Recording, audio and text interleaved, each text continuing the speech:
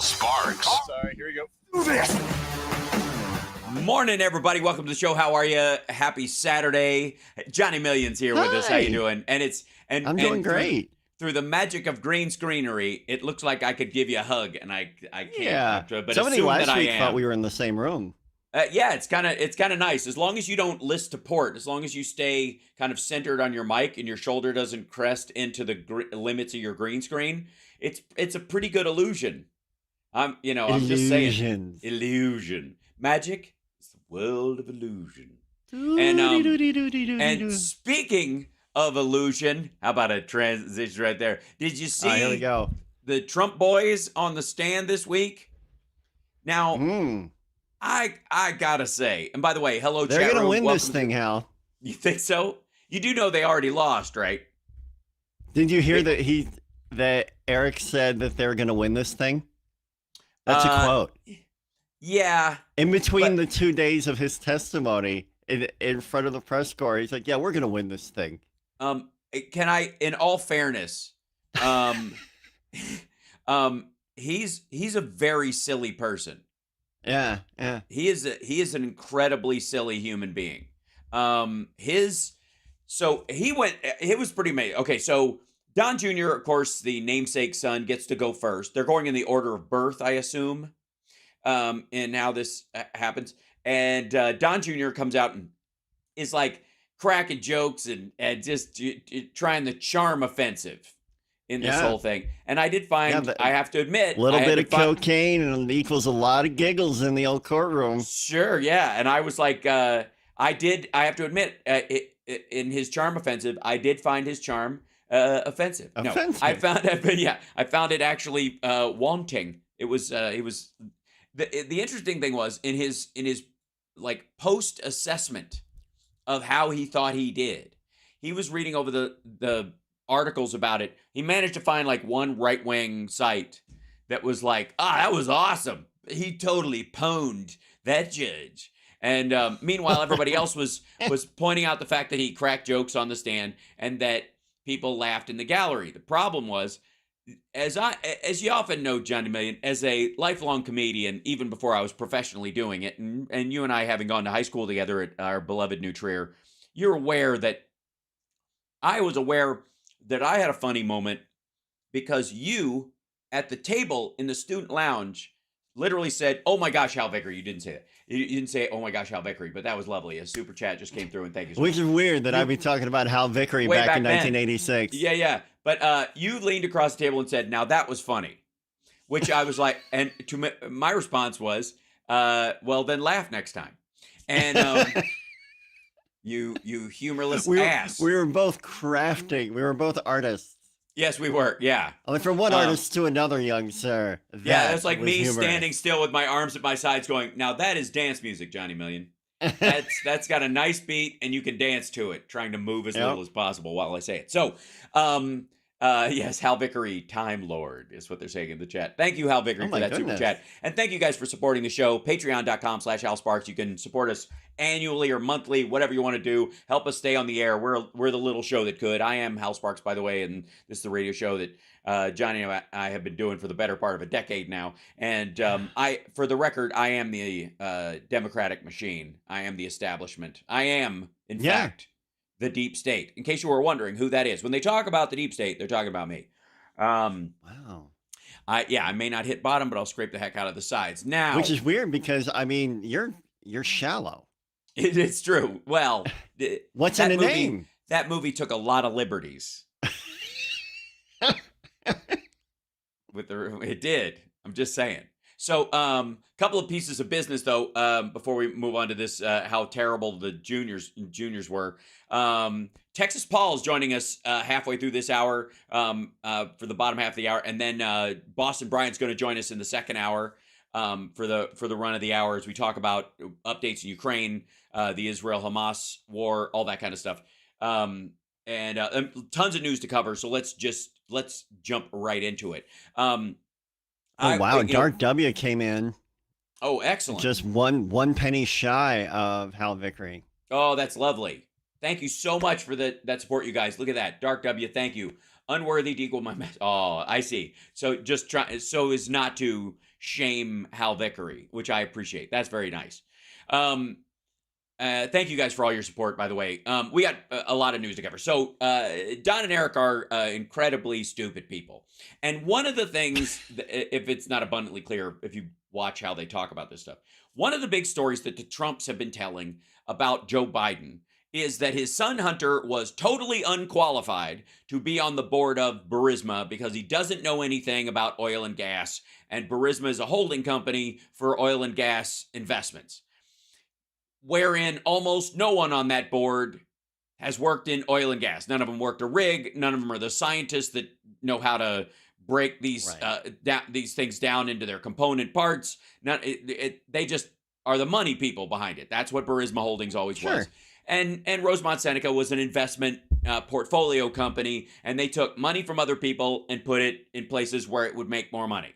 That was their gig, which is, by the way, something they did very well. They also did the anti-corruption stuff very well, because when they came in to Burisma, it was one of the most corrupt oil and gas investment holding situations on the planet, and now it's a functional, normal, I guess, corporate citizen of Ukraine. It's totally functional.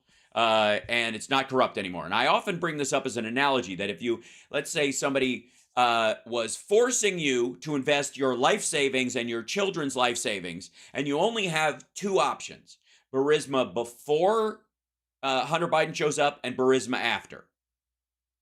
Which one do you choose? You only have those choices. That's your coin flip. Which one?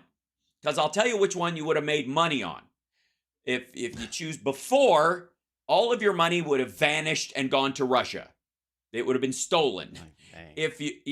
After, you'd have made a profit and probably sold it after a while and moved on to something else, or kept it in there or whatever. So after is the only answer that is logical and makes any sense.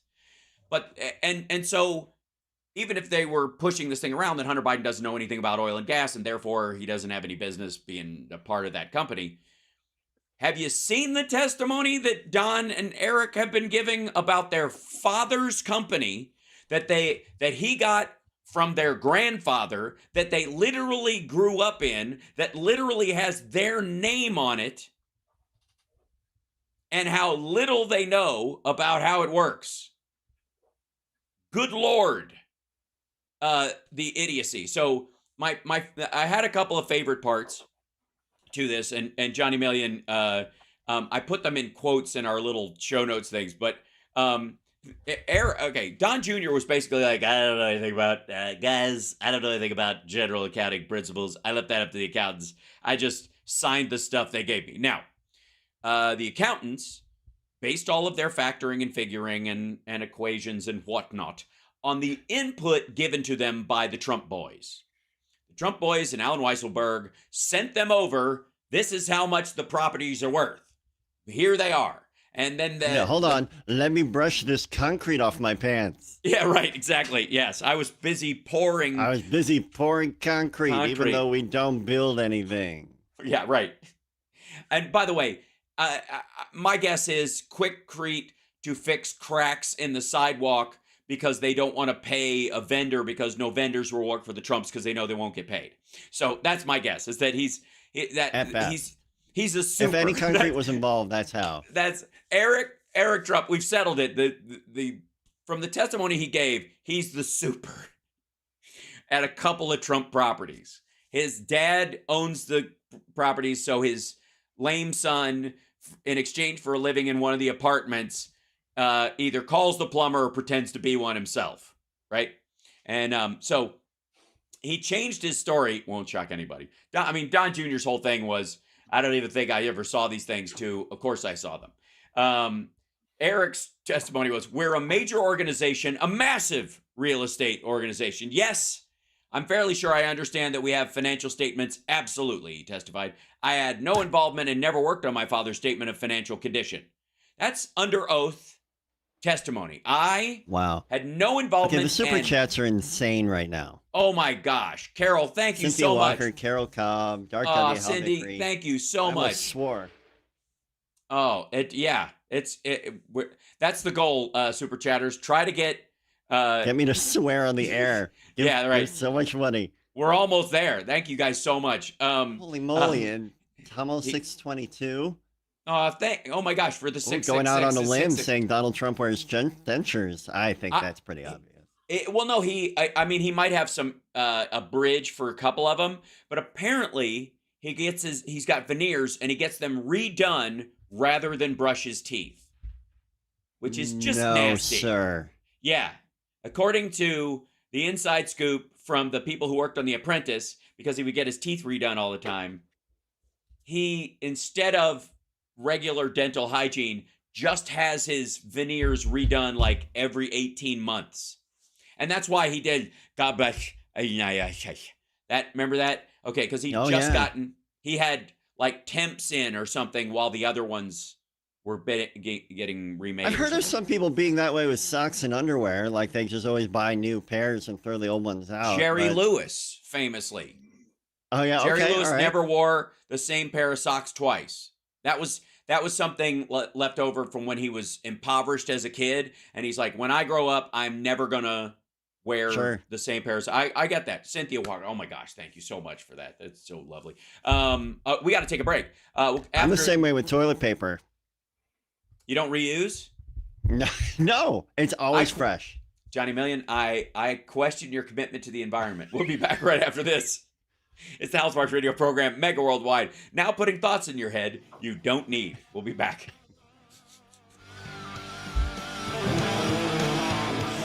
That's horrifying. That is horrifying. There's a Texan on the chat. Do you see him? He's logged in. The Texas Paul, you mean? His name might be Paul, but I can tell from the Houston Texans banner and the cowboy hat. Oh, I can't see those. Texan. You can see those. You can see those. I cannot. I'm watching the. You can't see him at all? No, I mean I see the chats go by, but I don't see. No. I see him on the ninja thing. Oh, I see. Okay, yeah. We will bring. Oh, I see. He's down there. I see. Yes, there he is. I will bring him in. Hi, Paul. At the half hour point, if that's cool. Texas Paul, if you're good, hang in there, buddy. All right, I'll be right back. All right. Hold on. Gotta feed the cat. I understand. That's not a euphemism, is it? I'm concerned after the last conversation we were having. And by the way, kids, check this out, chat room, while Johnny's over there. Russell Brand, this is a new one. I think this is my way of telling you that we're not going to be seeing any new clips from this guy in the world of the House Parks comedy Mega Worldwide take on things anytime soon, because I'm completely skeeved out by this. Second guess. Thank you. Yeah. This is 5, and they want an anonymous. The person is anonymous because of the survivor law. This happened in the United States, and that. Well, it was on the set of Arthur. He was allegedly drunk. He whipped his crank out in front of the entire crew, and then later that same day, cornered her in a bathroom and had stagehands cover the door while it happened. Ugh. Just a classic fella. There he is. But I'm sure it's the deep state coming after him. Damn straight it is. Is Johnny back? Nope, he's on. Thank you, Linda, for liking the stream, by the way. Don't forget to like, give a thumbs up. If you can't, super chat. 10 seconds. Thank you. One of the ways to help is to just like and share the show out so people know about it. So share it on your socials and that kind of thing. Welcome back to the House Sparks radio program. Nice. Mega Worldwide. Nice timing, Johnny Million. Johnny Million's got great timing. He was just feeding the cat, and then he got back just in time. That's crackerjack timing, my friend. It's funny you should say crackerjack. The people in the chat on my stream ask me often, Johnny, how do you stay so doughy soft? And I say Kit Kats. Oh. Doughy around leftover the middle, Halloween candy. Oh, that's sweet. Yeah, there's a lot of that in the house too. It's in a pumpkin shaped bowl right now that I'm just Oh, like, it's soon going to be in a pumpkin-shaped Johnny.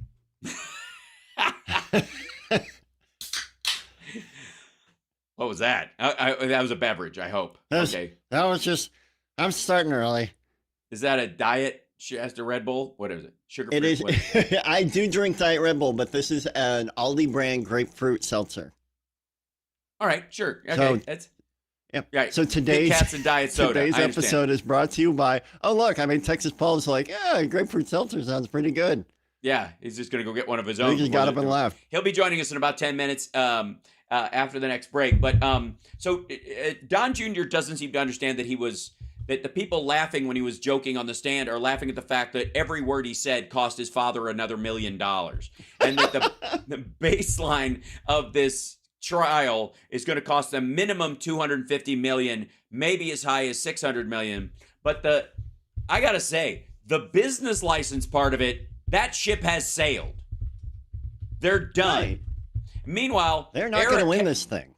Eric's big quote was, I pour concrete.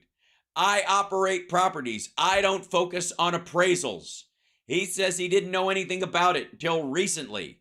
Of course, at the end of it, they showed him his signature on it, on these things, and emails that he sent when they had asked for how much the worth of certain properties that he was overseeing were for the statement of financial condition that he sent to them to be added. Pitiful, Johnny. Yeah. People only people watching on the live stream know that Johnny Million just did like the dude in The Big Lebowski when he with the joint when he crashes into the dumpster, but with a Kit Kat on tan pants.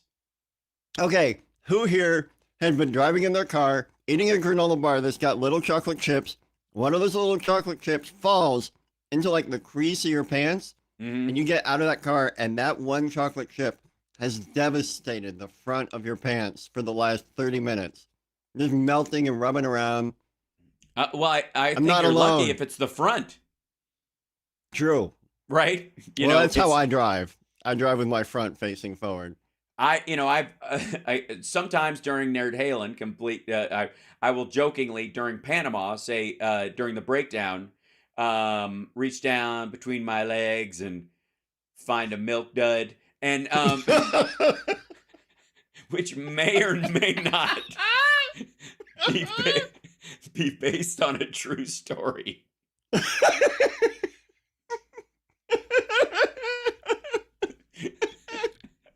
I got Johnny. I did it. Congratulations, chat room. Down between my legs. Find a milk dud. Shake burning. Yeah, right. Holy God. That's the story of a real milk dud, not something that vaguely resembles a milk dud, an actual one. Now, while this story is going on, by the way, of Don Jr. and Eric completely milk dudding the bed in terms of their testimony, there's these side stories that I wanted to that I shared with our beloved Johnny Million, and I'll see if I can. Let me see if I can throw it to the chat so Johnny and I can see that. I think the wrong name is on you right now. I'll fix that in a second. But there it is. Boop. Thank you. Donald Trump's hotels are not getting bookings. This is one of those stories that at a certain point, Newsweek, which, if you don't know, is Jesus's favorite news weekly, because they've done more stories about Jesus Christ and whether he's a real or historic figure or what have you over the years than almost any other aspect. Also somehow has sort of turned on Trump after a while. And they go through, they basically, at the writing of this is from this week, this is November 3rd, they went through his hotels and they put a really sad picture of him, and basically checked how many of his hotels had vacancies, and that would be all of them, and lots of them. And the price on a lot of them, like his Vegas hotel, is probably the cheapest. There's availability for $199, which, if you can, it is a good price if the smell doesn't bother you. That said, also, his golf courses are struggling for customers, and he's offering discounts. This is from November 1st. This isn't like during the edge of his presidency, right after January 6th. This is now. Right at the time when he kind of needs as many funds as he can get his hands on to deal with this stuff. Not super liquid. Nope. Doesn't have a lot of cash on hand, especially his Scotland property where everybody just wants him to do poorly. So man, if an entire just culture decided they hated Johnny Million, the last one I would want it to be would be the Scots. A, because I'm Scottish. B, because they are too smart and too willing to be horribly mean. Oh yeah, well, you know how the head of the Scottish mob got busted? Oh God, there's a Scottish mob? Oh yeah, there's a Scottish mob. I don't want to hear angry Scottish mob guy talk. No, that's it. They come around you and they'll break your legs with a bagpipe. They'll hit you. The nice haggis you got here. With frozen haggis in a bag, and they just beat your knees with it. They this is a true story. I learned this when I went and did the Edinburgh Fringe Festival. It had just happened like a year before the first time.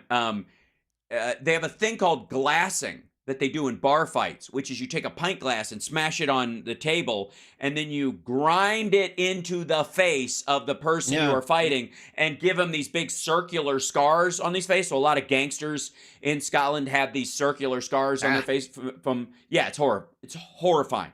Well, the head of the mob thought he could get away with it and smashed this. Some dude was messing with him, so he smashes this glass on it, grinds it into this dude's face, and there's cameras all over the place, and you can't intimidate every witness in a bar that size. So they got him. It's kind of like Gotti, which ties very well to our other Trump story around the E. Jean Carroll case, because the E. Jean Carroll, that case, they just got in the second trial where he's going to have to pay even more money after doing what he did again.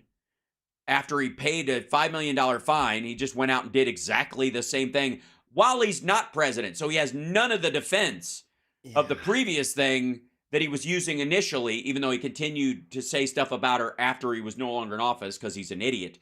The second trial, the juries are going to be anonymous and get a number, which if you watch the Get Gotti documentary that's on Netflix, that's what they had to do for Gotti when they finally made it. Yeah, you can't, because he'll just intimidate everybody, and Trump thinks that he's a mob guy. Right. And so they gave everybody in this new E. Jean Carroll defamation case are going to have a number instead of a name attached to their juror status. So not surprising at all. But this mob dude got thrown in jail, and Gotti ultimately they had to use numbers on his jury, and that's what ultimately got him. That's what not that, quite frankly, at this point the judge in the civil trial, which Trump is acting like, and so is his family, like, this is the weirdest thing. We got to take a break, and after we come back from the break, maybe Texas Paul can explain this to me. But why are they acting like the civil trial is worse than the criminal trials? Okay, they're more afraid of it, but I'll let Texas Paul tell us all about it. Yeah, because I'm going to guess that I'm starting to question whether he's really rich. And Mark Meadows is about to get a lot less rich. We'll talk about that as well with Texas Paul when we come back. It's the House Sparks Radio program, Mega Worldwide, now with 100% more Johnny Million.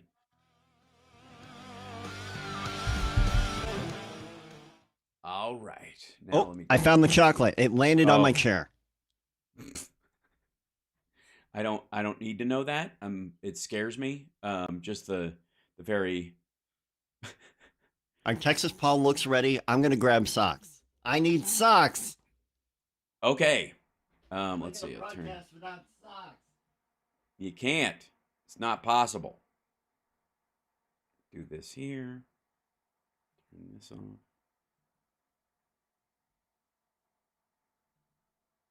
Yeah, there we go. And then let me put this in here. Got him. Okay. One of these days, Johnny Million, I'm going to find a way to have you remote control the OBS so you can do all the guest programming. So I don't know. Oh, God. I can break OBS like nobody's business. You ever do that thing where you hit enter and it turns off every source? That's my favorite thing. Oh, yeah. My favorite thing on PCs, and there's Texas Paul joining us right there. How are you, sir? Can you hear me okay? Oh, we don't hear him. Why don't we hear him? He hears you, I think. Yep, he's got him. We got him. Here he is. You're good. Can you hear me? Yep. Yeah, now we can. Can you hear me now? Hi, Paul. Yeah. There he is. I am wonderful, my friend. Excellent. Move you around so you look a little. Yeah, I just chime right in while you're doing that, brother. I have been loving this trial. Yeah. It's adorable. Loving this. When Eric said I pour concrete, I literally fell out of my chair. I was laughing so hard. Could you imagine that little pansy out there with a rake out there trying to, in a bull float, trying to, got to pay for that apartment somehow. And dude, he's 6'5". He's rail thin, and he looks like he's panicked by everything. Like, he looks like the person that if he was your super or something and you called him, he'd be like, I don't know. I guess we got to call somebody, right? Like, he's got that face all the time. If I lived in a Trump building right now and heard Eric Trump pours concrete, I would move. Radio program, Mega Worldwide. Welcome back to the show. Joining us right now is our dear friend Texas Paul from, wait for it, Texas. And Johnny Million's still with us, and you can catch him at twitch.tv/itsjohnny million and on youtube.com at it's Nice Johnny to Million. meet you, Texas Paul. I've never met you before. I know, man. I was just jazzing about that behind. I'm old enough to say jazzing. Behind the scenes there before I came in, I'm like, all right, Johnny Million's going to be here. I can't believe it. That's You're right. too kind. Oh, yeah, we got love to it. see the best of me. Right. Dropping chocolate on his tan pants, feeding the cat. He gets all of it. Yeah, I get to meet the best people when I hang out here, man. It's true. It's a party because we have that kind of chat as well. Hi, chat, by the way. We adore you. Now, obviously, we were talking a little bit about your reaction to the court case and how I don't know if it's the trial of the sitcom, the trial of the century as a sitcom. I've just decided to pitch a show called Trial of the Century that is a sitcom that literally is about the constant goings-on of someone who's always being sued, which would be hilarious. Man, so highlights from your point of view. Texas Paul, take it away. Because the number one thing for me is the takeaway of all the people that pour into my social media and pour into my show that don't know, they're, MAGA nutbag douchebags that don't know that this is already over. This is not, this trial that is going on has nothing to do with whether he is liable or not. It is everything to do with how much he's liable for. And that's right. What you just said about every word that came out of Don Jr.'s mouth just cost Donald Trump another $1 million. Right. No, it's so funny because it's true. It is true. Word. And that's what I was thinking of when I was sitting and listening to this, and everybody's like, oh, well, he said this and he said that. I'm like, do you understand the impact of this? Do you understand the real impact of this? Judge Engoron is sitting there listening to Junior and Eric try to bullshit their way through by saying, wasn't me. Easy. Hold on. I think we get around it because of the Trump factor. We caught it. Okay, good. Sorry. Okay. Sorry. We're on the regular radio. We're actually on the air. And you know what's funny? Congratulations, you've just let Boston Brian off the hook because he was so sweaty about not saying bad words on the air, and he managed. He's just so sweaty. That's totally fine. Everybody gets one mulligan. Johnny Million almost swore just because of the super chats we were getting. And by the way, chat room, do not just write it in there, and don't everybody in the chat room write that word out just to spite the FCC. Now, I'm kidding, of course. So but I think the one thing about them, like lying under oath, pleading, like thinking ignorance.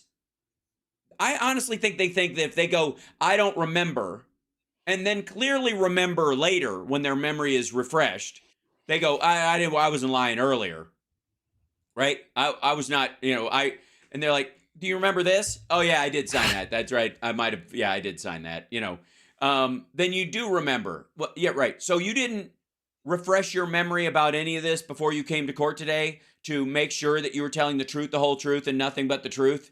That didn't occur to you? Because I got like Texas Paul, Johnny Million. My question to you guys: you got a trial date next Wednesday, and it's over documents you have signed. It is about emails that they have that you have sent. Do you review those things, or do you purposefully ignore them so you can claim on the stand for all of 8 minutes that you don't know what they're talking about? Me first or you, Johnny? Yeah. You go first, Paul. Yeah. All right, man. The answer is depends. Is it me, really me, or am I a douchebag that has lied to everybody about my net worth? It's you really asked the question, why are they treating this trial as though it's more important than their criminal trial? The answer is this is their entire existence. This trial is peeling the curtains back. You are seeing just how broke they are. You're seeing just how much of, people like to shrug off, oh, well, they just lied on loan applications. That's thievery. Yeah. I mean, people are really seeing people that legitimately do business don't do that. I mean, Yes. we're seeing they had an expert on the stand. Back. Yeah, they had an expert on the stand that the Trump team tried to go after, but it didn't amount to much because you could tell the judge knows the guy knows his business. But he made the case that over the course of just 4 loans that they were looking at that Eric and John Jr. had signed off on, because they're kind of specifically going to what they knew and what they didn't know and whatever, that the banks themselves lost $168 million in interest payments because had they known the real value of these properties, either they shouldn't have gotten the loans in the first place, or the interest should have been higher. They should have charged a higher interest rate, considering the multiple bankruptcies and the fact that these properties were not worth what they said they were. So if they had to sell them in a pinch to pay them back, they wouldn't have had as much collateral as they said. They lied about how much collateral they had for these loans to get a lower interest rate in the hundreds of millions of dollars. This was just 4 properties we're talking about. It was $168 million that they defrauded from these banks. And that is, by the way, none of these banks are private. All these banks are on the stock market, have stockholders and investors. They have individual investors that own large chunks of the stock, but they also have, pension funds and individual investors and little dudes on E-Trade and Robinhood buying their stock that are not getting a dividend payment that they should have gotten because these guys ripped off that bank. They lied to the bank and did not pay the interest that they should have paid. So the investors were defrauded. The big investors and the small investors were defrauded just on these 4 loans they were talking to the tune of $168 million. Now think of how much of that $168 million they could have loaned out to other people had they made it. So think of all the people who didn't get loans because those funds were not available because the Trumps ripped off the bank. That's something that I try to explain to people who've never worked in the financial industry before, is that these banks have regions and they only allot so much in resources to these regions because they want to limit their exposure. Things happen in different parts of the world. So there were people that, small businesses are the engines of our economy. They just are. There were small business people that were going in trying to get loans that did not get them because there's a limited amount of money that was available, and Donald Trump ate up a huge chunk of it. Not only everything that you just described in losses, but all of the money we would have generated, tax revenue, all of the jobs, the paychecks, the payroll taxes, the economic drive that would have come out of all of these small businesses who could have got loans to expand or open storefronts or any that all went away because of this loan. Nothing is free in this world, people. Right. If you take something over here, you lose it over there. I mean, Mm-hmm. these banks are not the federal government. They don't have printing presses for money. They don't. There was a limited amount of resources that were there to be loaned out. Right. The actuarial analysis, just as you said about the interest rates, the actuarial analysis that were there at how much they had to charge in interest to everybody was based on their risk. And Mm-hmm. Donald Trump Right. lied about the risk. He screwed the entire Mm-hmm. program, costing other people to have Right. higher interest rates. He And caused and other people to not get loans. well, and ultimately, let's be abundantly clear: as a blue collar man of the people that he doesn't care.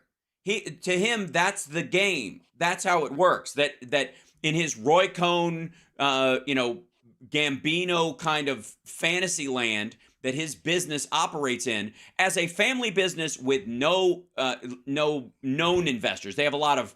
That's the other part. When they start taking the company apart, you're going to see who his secret investors were, and that a lot of this money didn't come from him at all. Yeah. And yeah, I've seen businesses that didn't pay their vendors that were Mhm. failing. They were failing. They were going Yeah. under. They didn't pay their vendors. Um, but they ended up dying.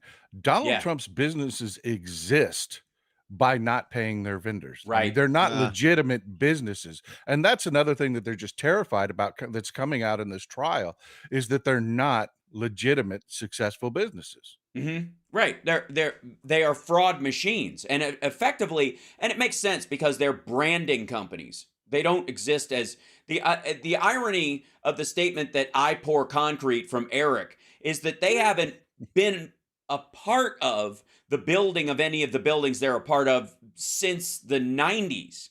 Because they bought in on other buildings with seed money they didn't deserve based on the other properties. So they're getting these loans based on these properties that they don't really own that are leveraged again, and they're taking that money and getting a loan from a bank for $250,000 or something like that, and they're buying into as an investor into a bank, a building like the Chicago Tower, with 9 other big investors who are actually worth billions, who are actually putting cash in. They're borrowing the money that they have to do it, to get in on this as a subsidiary 1/5 partner in these properties. And they slap their name on it, and they get a branding fee from the other silent owners for calling it a Trump Tower or a Trump building. And they use that branding fee in theory to pay some of the interest payment on the loan they got that they didn't deserve in the first place, that made them a 1/5 investor in a building they had no business being anywhere near, that has their name on it, that makes it look like they own the whole damn thing. It's embarrassing.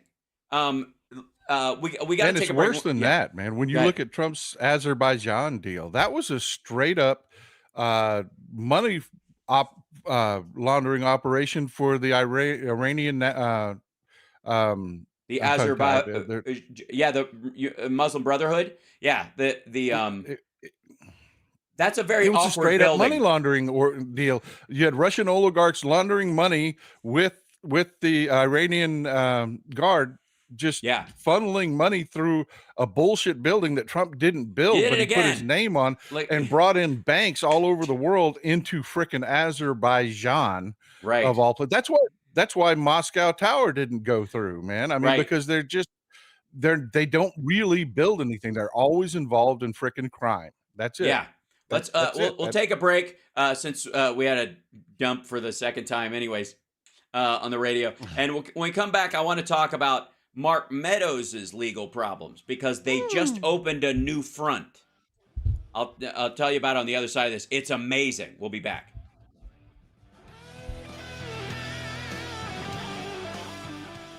It's just a Texas thing. He's going to say BS at least twice on the radio. That's how it works. We all forget. And don't worry about it. We'll manage.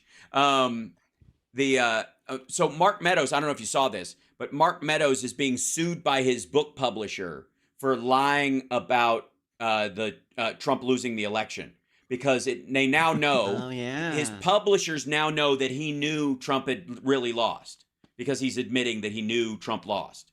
And so they're like, you lied, you promised to write the truth of what happened in the Trump administration to the best of your ability, and you knew full well that all the stuff you wrote about the election being rigged was a lie, even as you wrote this.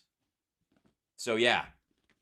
It's it's almost like committing fraud and taking money for it is a crime. I mean, Yeah, almost. it's almost like you're not supposed to do that. I mean, Right. I realize that we've become used to people doing that, but yeah, there are some people that actually have money, that actually have lawyers that will actually make you pay for Right. doing that shit. Well, they also have to pull the pull the book, in theory, because it's now indicative of their publishing company. Now they have to say, I guess they won't do another pressing ever again, and he owes them for the money they would have gotten from multiple pressings. Thank you. You're locked into the House And Sparks I'll be Radio honest with you, program. we're just hearing about this. So welcome back to the show. Texas Paul is with us, and we've got 8 minutes or so to the bottom of the hour, and we'll see if he can not swear during this next block. I'm excited. I think it can happen, and we'll see. But he is from Texas, after all. My beautiful wife just brought me this. What? To put next to my computer. It's no cussing. But it has a cuss word crossed out on it. Yes. Yeah, that's fun. Oh, shit. Oh, sorry. They did it again. Oh, my God. Three. It's okay. It's an excited utterance. His wife's gonna come in and hit him with a frying pan. I'm really By the way, sorry, Hal. that's really okay. I will get it wired straight. I am very It's all right. sorry. That radio versus live streaming thing is very difficult, and believe me, I do that jump every week, and it's tough sometimes, especially when we're talking about this stuff. And I just want you to know that either Boston Brian is completely relaxed right now, or he is white knuckling his desk, fearing that he will do the exact same thing. He's like, oh no, it's gonna happen to me. I'm not gonna say something. Yes. If I could say something to the FCC, this is not me intentionally trying to be a jerk. Yeah, I'm not trying to flaunt your authority. I do apologize. I do apologize. Yes, these are excited utterances. We're totally fine. So one of the stories that came out that in the kind of legal background that hummed along with the E. Jean Carroll case having anonymous jurors so that they don't get killed by some like lone gunman maggot who wants to throw his life away for Donald Trump. Which is a genuine fear. Like, there's not going to be an uprising. There's not going to be a civil war. None of this stuff. But there are definitely some maggots who are looking forward to taking up arms against their fellow Americans randomly in defense of Donald Trump. And every time he talks like this, he raises the chances that one of them are actually going to do it. And it's grotesque, and he should know that by now. And there's no excuse for it. And in a country run by adults, that shouldn't be allowed, and hence the expanded gag order. Now, the publisher of Mark Meadows' book, and you'll recall, this is the book that the recordings of Donald Trump talking about the Iranian strike plan that would be our retaliation if they attacked Israel, for the record. This is what Mark Meadows showed him, was if Iran attacks Israel, what would the United States do? Trump asked for what our attack plan for Iran is. We don't have one. We have contingency plans if other stuff happens, and that's what this was. He shows this to Mark Meadows, to his assistant, to Mark Meadows' assistant, the autobiographers, and it's all on audio recording. And he's talking about it, and he's showing it to them. They've all been subpoenaed. They've all said what they saw. It wasn't a newspaper. He can't work his way around it. Well, the publisher of that very same book is suing Mark Meadows, arguing in court filings that he violated an agreement with a company, All Seasons Press, by including false statements about former President Trump's claims surrounding the 2020 elections. Meadows, the former White House chief of staff under President Donald J. Trump, promised and represented that all statements contained in the work are true and based on reasonable research for accuracy, and that he has not made any misrepresentations to the publisher about the work. Well, we now know that he knew Trump had lost fair and square. He knew the election wasn't rigged, And he writes in several chapters that it was. They say Meadows breached those warranties, causing ASP to suffer significant monetary and reputational damage when the media widely reported that he warned President Trump against claiming the election fraud corrupted the electoral vote cast in 2020 presidential election, and that neither he nor President Trump actually believed such claims. In this lawsuit, they're not just saying that they now know that Mark Meadows knew it was a lie, knew he lied in his book, knew he lied to them, but that Trump did too. Yeah. Right. Yeah. This explains a lot to me. I Mhm. mean, it really does. Because I don't know about you, but I've been watching Mark Meadows and saying, my God, what is this guy doing? What is he Right. doing? Everything he's doing has been counter to his own self-interest. But knowing that, because you and I are finding out about this now. Right. Meadows has known about this for a really Oh long yeah. time. His lawyers have been talking to him. So yeah, it explains a lot about Yes. why he's been acting the way he's been acting publicly. He was trying really hard to not have this happen because, Mark Meadows has to go home to his wife and kids and Mhm. explain to them why their finances are absolutely being destroyed. Yeah. Why Santa may skip the Meadows household this year because of his Mhm. behavior, his willingness to tie himself to That's right. Donald Trump, his willingness to participate in fraud. I mean, that's a hell Mhm. of a thing for your kids. I mean, he's got grown kids that are old enough to understand this. I mean, Right. these aren't little tykes that aren't part of the political sphere. He has to Right. look his family in the eye and explain to them that the reasoning behind him pouring gasoline on himself and setting himself on fire, Right. because that essentially is what he's done both financially and politically, because he is a man with no house now. Right. The Republicans will have none of him. We Democrats despise him. Yeah. I There's just it explains a lot for me. Yes, it does. It explains why he held fast to these lies as long as he did, especially when he was apparently he was in talks with Jack Smith's office, where he is being called as a material witness or a co-defendant in a couple of trials, and he's made some sort of agreement with Jack Smith that gives him immunity so that he can spill the beans on this, which is just going to make this case worse.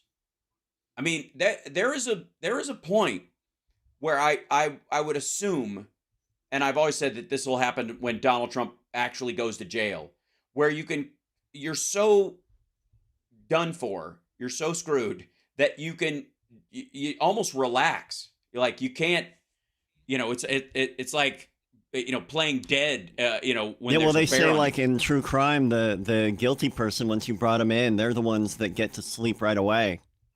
The Yeah. innocent people roll over and they can't get to sleep and they don't know what they're gonna do, but the guilty ones are just like, whew, all right, well, I don't have to worry about this anymore. Yep. And that's where Mark Meadows seems to be. Like, we're just done. And I don't know. Maybe this guy thinks got a future in private practice. Just stay out of politics and just vanish into the background and have the RNC throw him some legal work or something in the future. As kind of a sorry you had to go through that on our behalf because we were too chicken to kick this guy to the curb after Donald Trump in particular.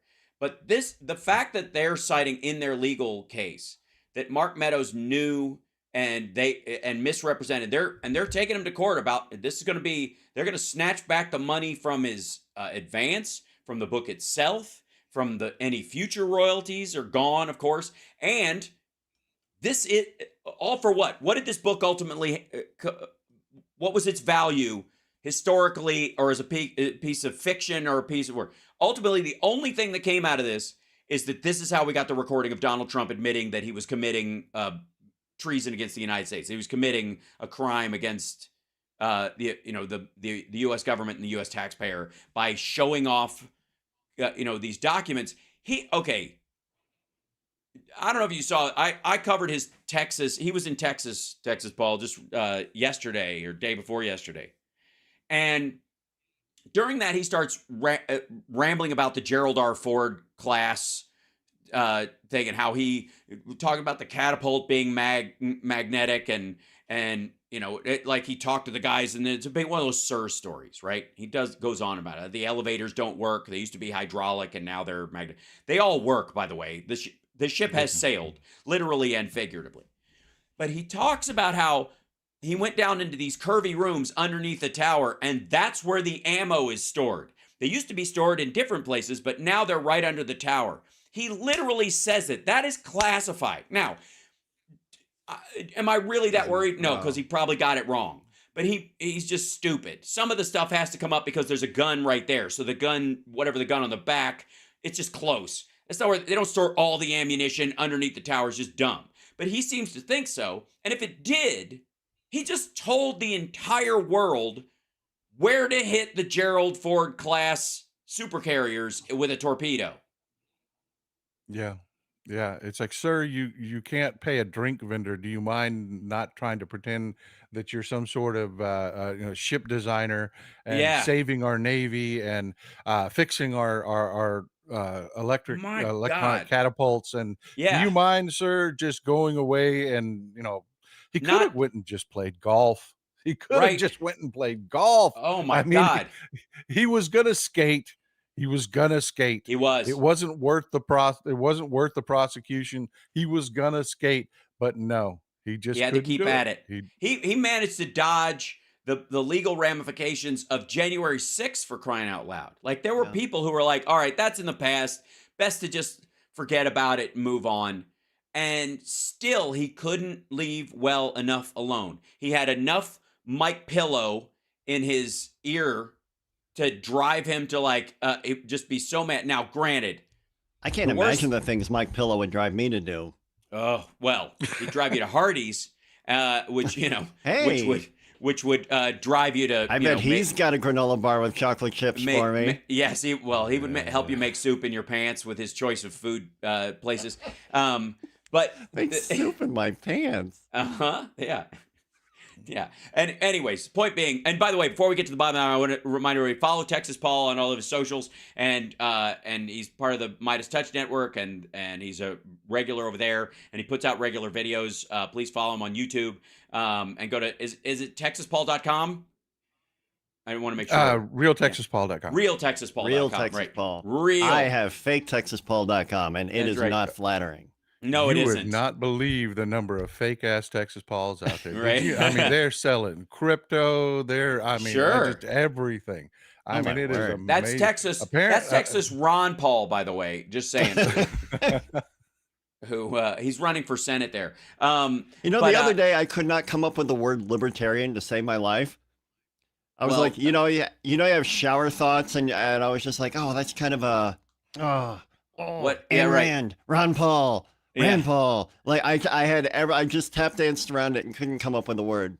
I understand. It's It just happened to me with Revolutionary Guard. I mean, yeah, I get it. Sure. Yeah. Well, Revolutionary Guard is actually real. Libertarianism is not an actual thing. It's a branding exercise for conservatives who want to smoke weed. In theory, that was the old one. Was that a libertarian is a Republican that smokes pot. Now it's one that does DMT with Joe Rogan. But anyways, we're at the end of the hour. Thank you, Texas Paul, for being with us. And you hit the trifecta. You're all swore out. So next time you're on the show, we'll have a brand new swear word, and it'll be very exciting. Thank you so much. I cannot apologize enough. You're great. Don't worry about it. Again. We're glad to have you here, my friend. Thanks so much. We'll be back right after this.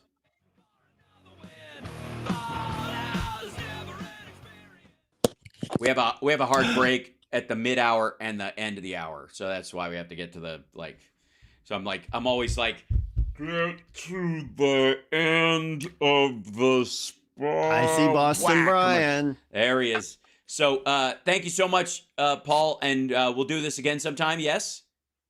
Yeah, sure. That'd be great. Whenever you need me, man. As long as you need me, I can hang out. I don't care, man. I'm okay, good. cool. Okay, cool. We have let's see. I don't know if I can. I don't have enough screens to float people in for this one, so I'll let you go this time, and I'll rotate you through. At some point, I'll create a 4 block where I can get everybody in. Good but to I see don't you, have Brian. that currently. Good to see Thank you, my you man. so much. Yeah, You appreciate too, Paul. Have a good day, my man. Yeah, cheers. You too.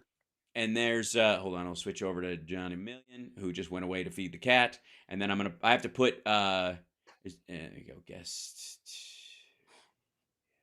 Okay, yeah, there you go. I have to put you in his in that spot. So in that Is it still warm? yes, it is. It's toasty. All right, good. Yeah. It's yeah. He's gonna catch so much heck from his wife for swearing on the air. It's hilarious. And like I said, I don't know if you feel more relaxed about it or more nervous. I'm excited to see. What happened? What'd I miss? Oh, he swore like 3 times. He said bullshit 3 times. And actually, no, he said bullshit twice, and they just said shit once, Right. which is great. And I have to say, so he's leading me in the swear count on the radio. yes, he is, right. In the swear jar, he's absolutely gonna hold on. I'm gonna, as a matter of fact, I'm going to add the tip jar thing in just to make a joke about that. How are you doing, my friend? Not By the way? bad. How are you? I'm What's up, great. Johnny? What's up, buddy? Hey, how you doing, Brian? Not bad. Hanging out. Hanging out. As you do. All right, so I'm putting the swear jar right under Boston Brian. There it is. There we go. There's the swear jar. I wasn't even thinking about it before you started saying it. Yeah. Now you gotta watch it. Now you're gonna be. Oh, by the way, I saved a comment from the chat back from my chocolate chip discussion before. Peggy dear. Peg said, "My mother eats chocolate in bed and sometimes wakes up looking like she chews tobacco." Oh dear. In the best of cases. Yeah. Right? And what does it just fall out of her mouth? Like, Well, I bet it's just like all over her it's all over teeth. the pillow or something. I don't understand. So what are the events you've been hitting? Okay, there's a couple of things. I put in here. I gotta share my my little show notes thing with you as well, because I collect all these articles for the thing, but I will bring this in. The first one is like I want to say 140 armored vehicles of the Russian military were destroyed in Avdiivka in one fell swoop. They have lost more people trying to get Avdiivka than even Bakhmut, and that was a meat grinder. This is just ridiculous. The other one is 1,000 the other day alone. Yeah, they lost 1,000 in one day. And they've the Marines have expanded their beachhead on the Dnipro.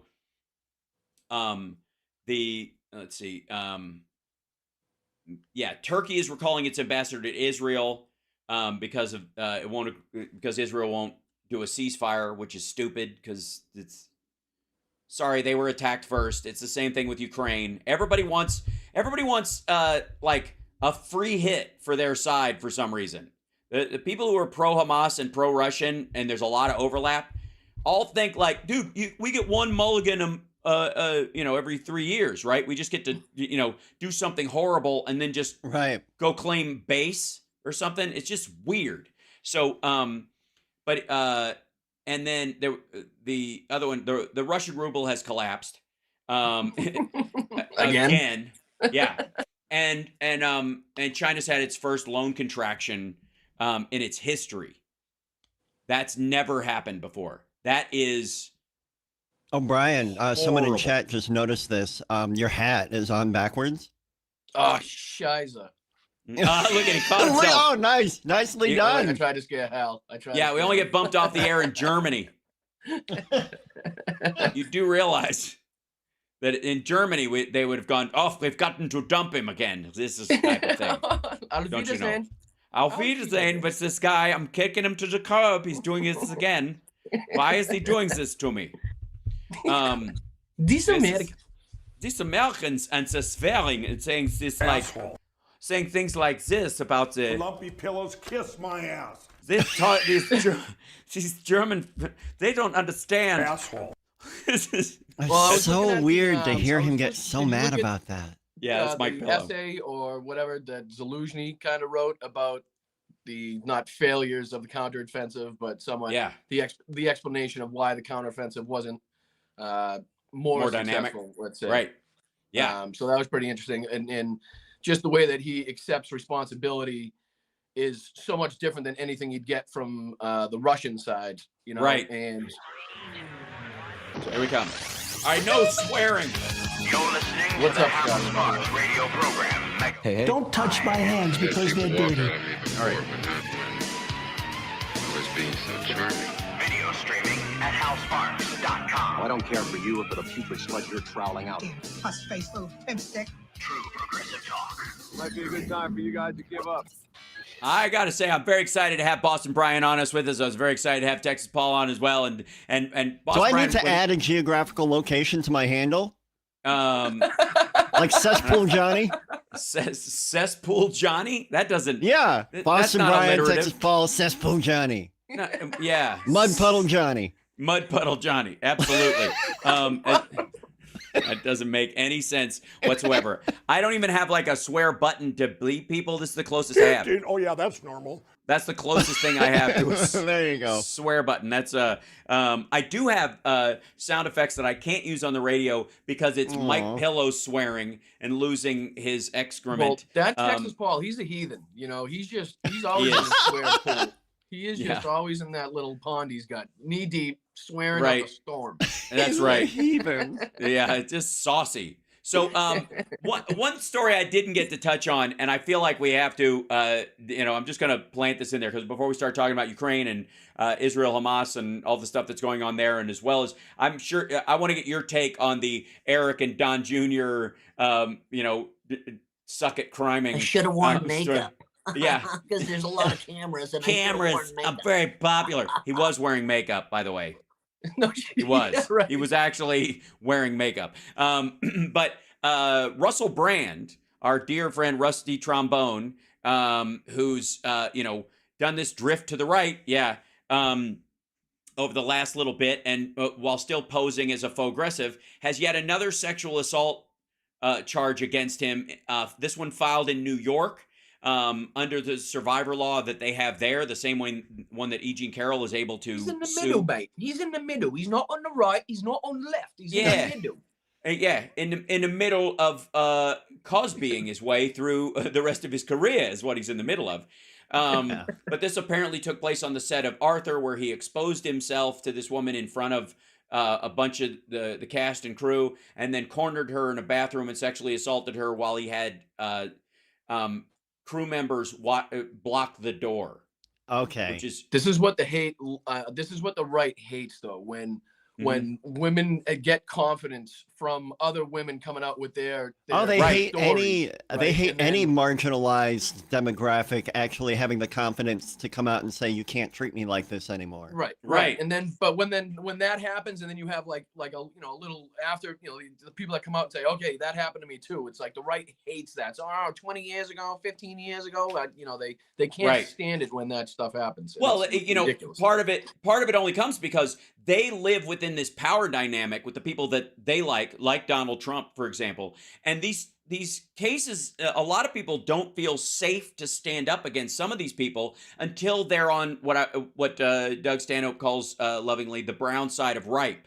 That once, that's why if you look at Harvey Weinstein, you look at Bill Cosby, they weren't busted during their heyday when they were doing the most of this because they had so much power that they could wreck your entire life. And so women reasonably feared coming out against these men because not only would they lose their careers, but their agents might as well. Like there's a cascading effect across a bunch of people where they're just like, and people who didn't even know it was happening would, if it all came out, would lose their livelihoods. And that's all that the crutch weight these idiots use too to stand on and is that power that they know that these smaller people either if they did file something they couldn't afford to keep it in court long enough to win it actually, or just like you said before that you could probably pay off a couple people, ruin these people's lives, you know what I mean, in a certain way, put out an article in something or whatever. I will never forgive Harvey Weinstein for what he put Annabella Sciorra through. And like that, right at the peak when her career was, would have taken off and transitioned into an era where she could have gone into her Jessica Tandy Oscar years very easily because it was going. He effectively, through his abuse of her, scuttled her career because she wouldn't continue on with it. She wouldn't continue to work with him, and she couldn't, at the same time, was carrying this burden around with her like a lot of his victims. And it didn't really come out until he's in jail, and he's no longer a threat. And the same thing was true, is becoming true of Donald Trump. Out of, at a certain point, once he was on his way out of the White House and the polls were showing that he wasn't going to be reelected, that was one of the reasons, beyond the fact that E. Jean Carroll is a very brave person, where she really doubled down on this stuff and didn't feel like she had to fear this idiot anymore. She's got to fear his followers because they're insane. But as far as him, he wouldn't be able to do anything, to her business-wise or in New York like he used to be able to. Because in New York, there was a period where he had enough power, he could stop your career rise in the town if he chose to, just through one phone call to David Pecker, the guy who ran the and don't dump me for that name. Perfect call, and you're done. Right. So Russell Brand's in the same sort of situation now that he's sort of ebbed away from movie stardom into, internet, Joe Roganism. I think a lot of people finally felt like, okay, it's, you know what I mean? Like, you just kind of drift into, this show's bigger than anything on television. Yeah, but it's a cul-de-sac and you know it. Relax. Right. A cul-de-sac. Yeah, right. Russell's in the exact same position now. And as more women come out, more women feel safe to come out. And nobody's going to, at the very least, nobody's going to attack them.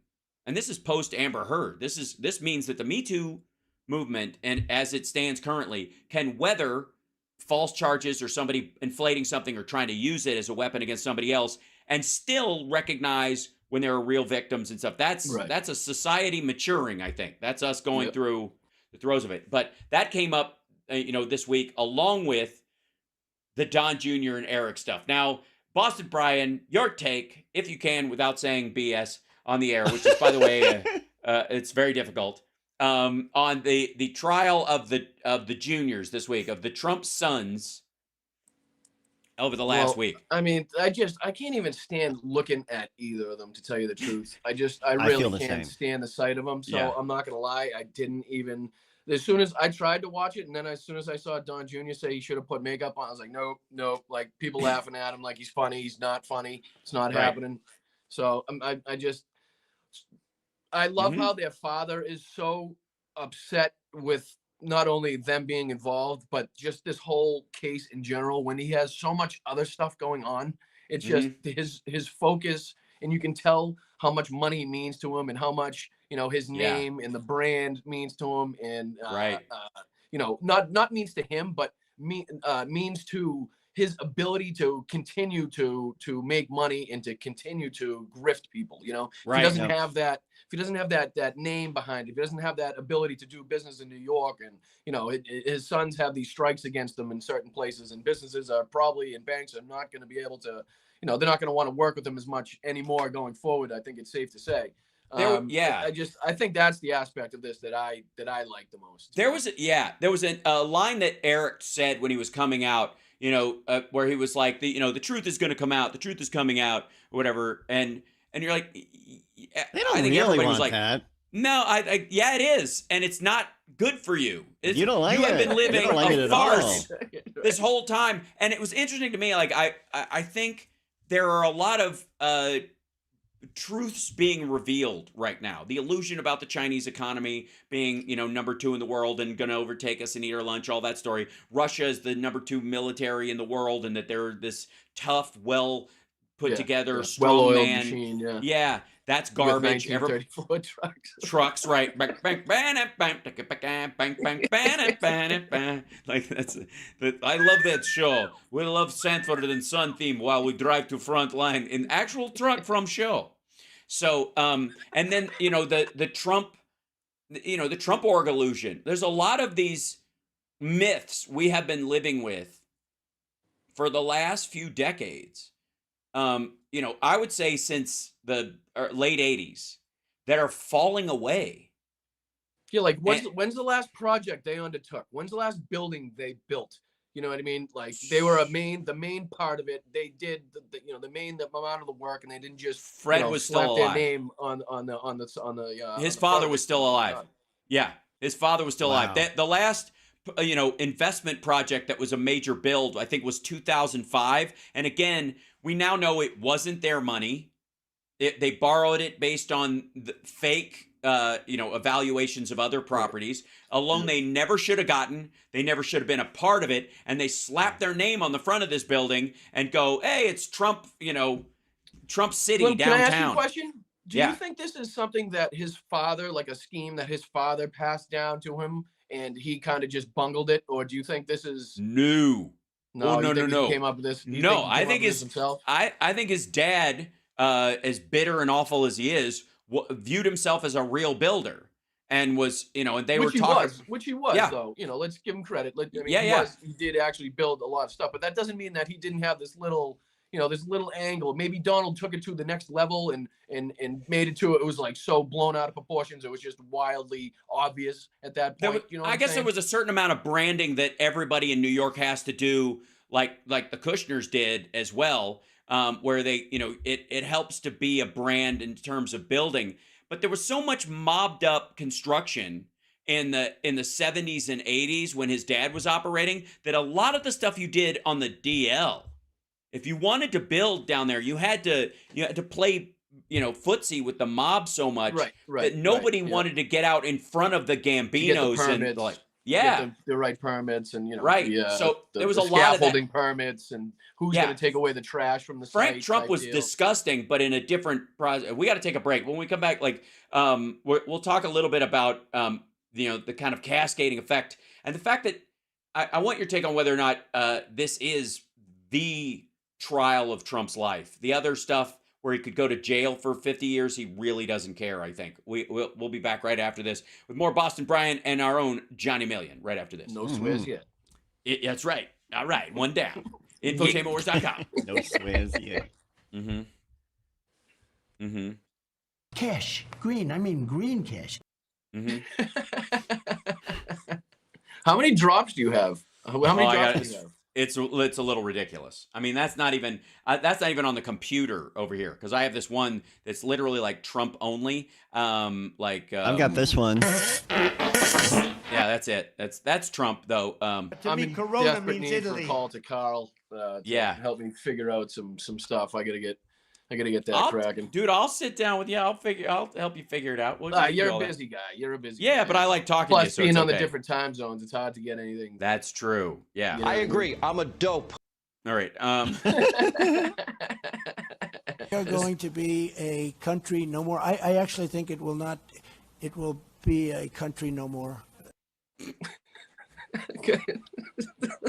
We have to slab it. All right. Oh man.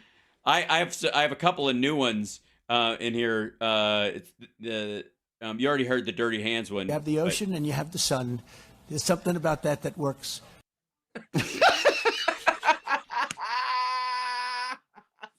Why did they let him go off script ever at all? Don't touch my hands because they're dirty. All right. Oh, that is awesome. I think I was up that early, or late, whatever you want to call it, debate on TikTok about. So, this guy was telling me that, Donald Trump's got all of his faculties to him and he's, Joe Biden is so much worse. And then I started going through just some of the most recent ones. Yeah. And he didn't believe me on that. And so then you had to pulled a couple of them up and he was like, wow. After he was like, yeesh, wait, are we live on CPT? Totally flipped, but it was like the most. Are we back? I don't think so. Somebody in the chat said that we're live on Chicago. I heard Chicago. Are we? I don't know what's happening. Come back if you guys want. Oh yeah. No, somebody said that we were already back. Never mind. No. Nope. I don't think so. Maybe they're behind in the chat. Sometimes there's a lag. How the sausage is made here. Yeah, that's right. You're locked into the House Sparks radio program, Mega Worldwide. And there we are. Welcome back to the show. Boston Brian and Johnny Million, or Septic Tank Johnny, I think, as he's going to be going on. Yeah. I like Septic Tank. Septic Tank Johnny.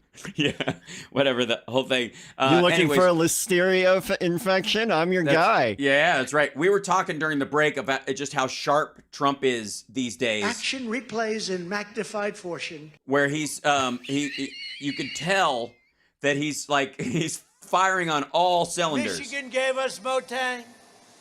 Gave us Motown, gave us the Mustang. And the sun in the water, obviously. The which one? The sun in the ocean. Oh yeah, that the most recent one was, I think he was doing one of his rallies in Florida. You have the ocean and you have the sun. There's something about that works. And don't touch my hands because they're dirty.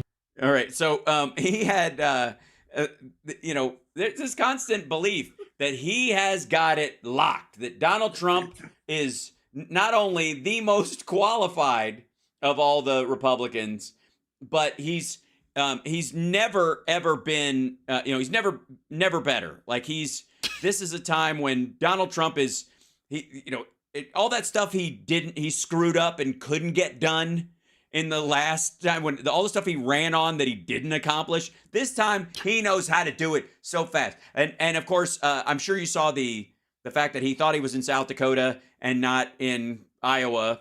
He said Sioux Falls instead You know what? of Sioux He City. covered up for it perfectly, though, Hal. Oh, yeah. I mean, it was just a seamless recovery. So Sioux City. Who here from Sioux? Who is from You know, Sioux in his City? head going up to the Who really border, is from? I have to say Is Sioux anybody? City. I have to say this name as many times as I possibly can Oh, to reiterate brutal. to these people that I actually know where I am now. Well, that's water under the bridge. The press wasn't that long ago. And he's got so many people showing up at his things, they don't even have room for Even him. outside, it's packed.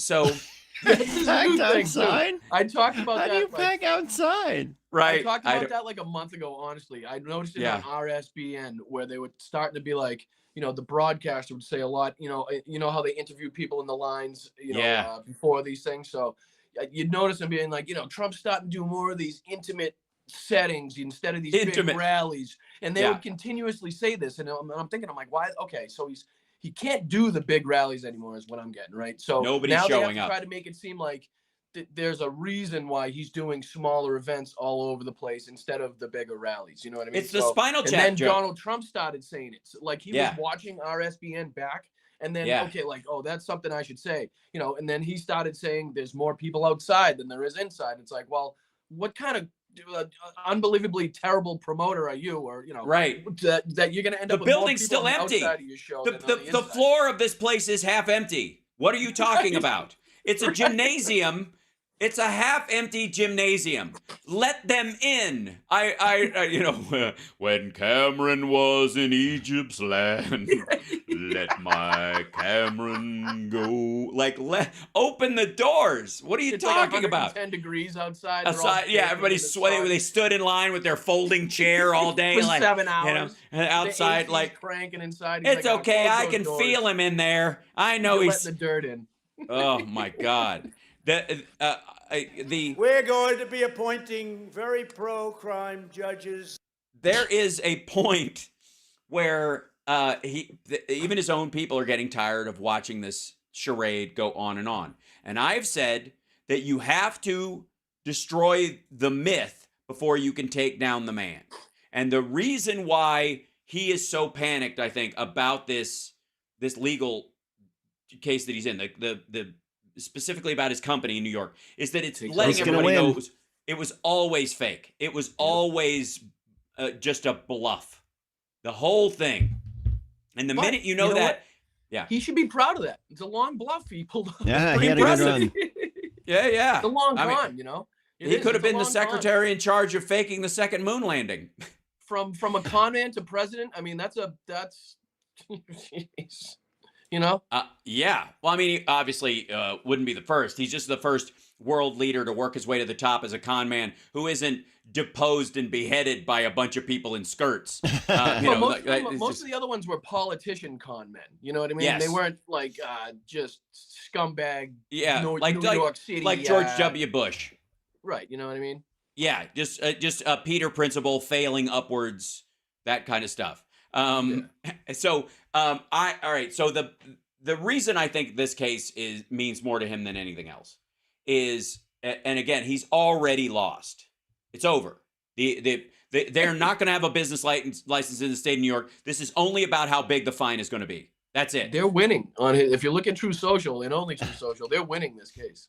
But you know where the one area they aren't winning on Truth Social is in the campaign accounts, because Joe Biden 2024 has more people following it than Trump's does on Truth Social. He's got more followers. Oh, it's gorgeous. So terrible. I would shut the site down if I was Trump. I know. I would just end it. Well, he may not have to do that because they violated the SEC. Yeah, the SEC is going to end up shutting it down because they violated the SPAC rules in financing it in the first place. It was supposed to be hidden and it wasn't, and that's that. Like, it's there. Is there anything Donald Trump isn't criming at? But let me ask you a question. How long does something like that take? Because like I feel like, right. I feel like True Social's they're making money off it. It's grown a little bit since this ridiculousness started in the beginning of it, where nobody could download it and all that stuff. You had to get a number and all that. So it's like, I don't know. Is the SEC waiting for something? If they know they broke the SPAC laws and all that, why not shut it down? Yeah, I mean they're not going after Truth Social specifically. They're going after the SPAC itself, and that takes time. So the idea is that the SPAC was supposed to have this a subsidiary that is what Trump Media and Technology Group or whatever it is, TMTG, is what they ultimately invested in. So they got to prove that people knew that that's what they were investing in before they put money in it. Now, I'm of two minds about this. I have an issue with it. I'm not even sure I want the SEC to do this, because Marjorie Taylor Greene has lost her shirt on her SPAC investment. They all have. Like, everybody who invested her what investment? In this Early investors, they all invested. Like, they weren't supposed to know this SPAC was going to invest in the Trump Media and Technology Group, and a bunch of maggot politicians and other folks threw their money at it, and they've all lost everything. I think she put somewhere between $50,000 to $90,000 in, and it's worth about 12 now. Why would I want to stop that? Why would I want to stop it before it reaches 6 or 2? You know what I mean? She's probably gonna have a stock. She'll have a show somewhere on some network about picking stocks next. Oh yeah, she'll be on RSBN on their RSBN Business. Yeah, By the way, I'm working on scheduling my debate with Dan Balls on OAN. I always screw up because there really is no difference between. We the were two trying of to them. get your attention on the. I know. I appreciate that, because I thought he was verified and he isn't. So, of all people, and it was funny. I just kept checking the verified feed for him to respond, because it'd be easier to find, because I got a lot of followers. Right. And there it was. So we're gonna make it happen. He reached out to me because he had seen me on the show, and he said, can you try to look at, this guy just was on. I don't even know who the other guy is, Danny. I've seen him a few times, but I wouldn't know him on Twitter if I passed him. Right. So no. He messaged me and said, I think this is the real guy. He just messaged me on my thing. I was like, sweet, I'll see if we can try to tag him and bag him and set this up. And then I now I got on the show, and I was like, now I got to go to San Diego. Well, there's worse places to go. It is. It's lovely. And you know why it's great, because there's a combination that San Diego has. You have the ocean and you have the sun. There's something about that works. Yeah, you know what I mean? Down in San Diego. You can't do that to me. I'm sorry. It's true, though. You have the ocean and you have the sun. There's something about that works. It's like saying there's you got something about you it. got air. It just works. Yeah, it just works. I'm just going over my part, advising God during the creation of the earth and the sky. Back when I told him, it could be worse. You could be going to Kevin McCarthy's district. Oh, Bakersfield. They got neither. No, they have too much sun and no ocean. When there's something about that's just awful. But you said they have neither. We got to take a break. We'll be back right after this. It's the House Sparks Radio program, Mega Worldwide. We have to take breaks just so that we can let the swear steam off. We'll be back. Yeah.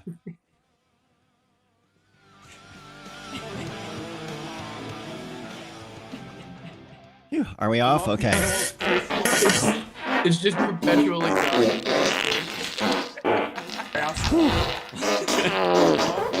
Kiss my ass. Asshole. Jesus. That was aggressive.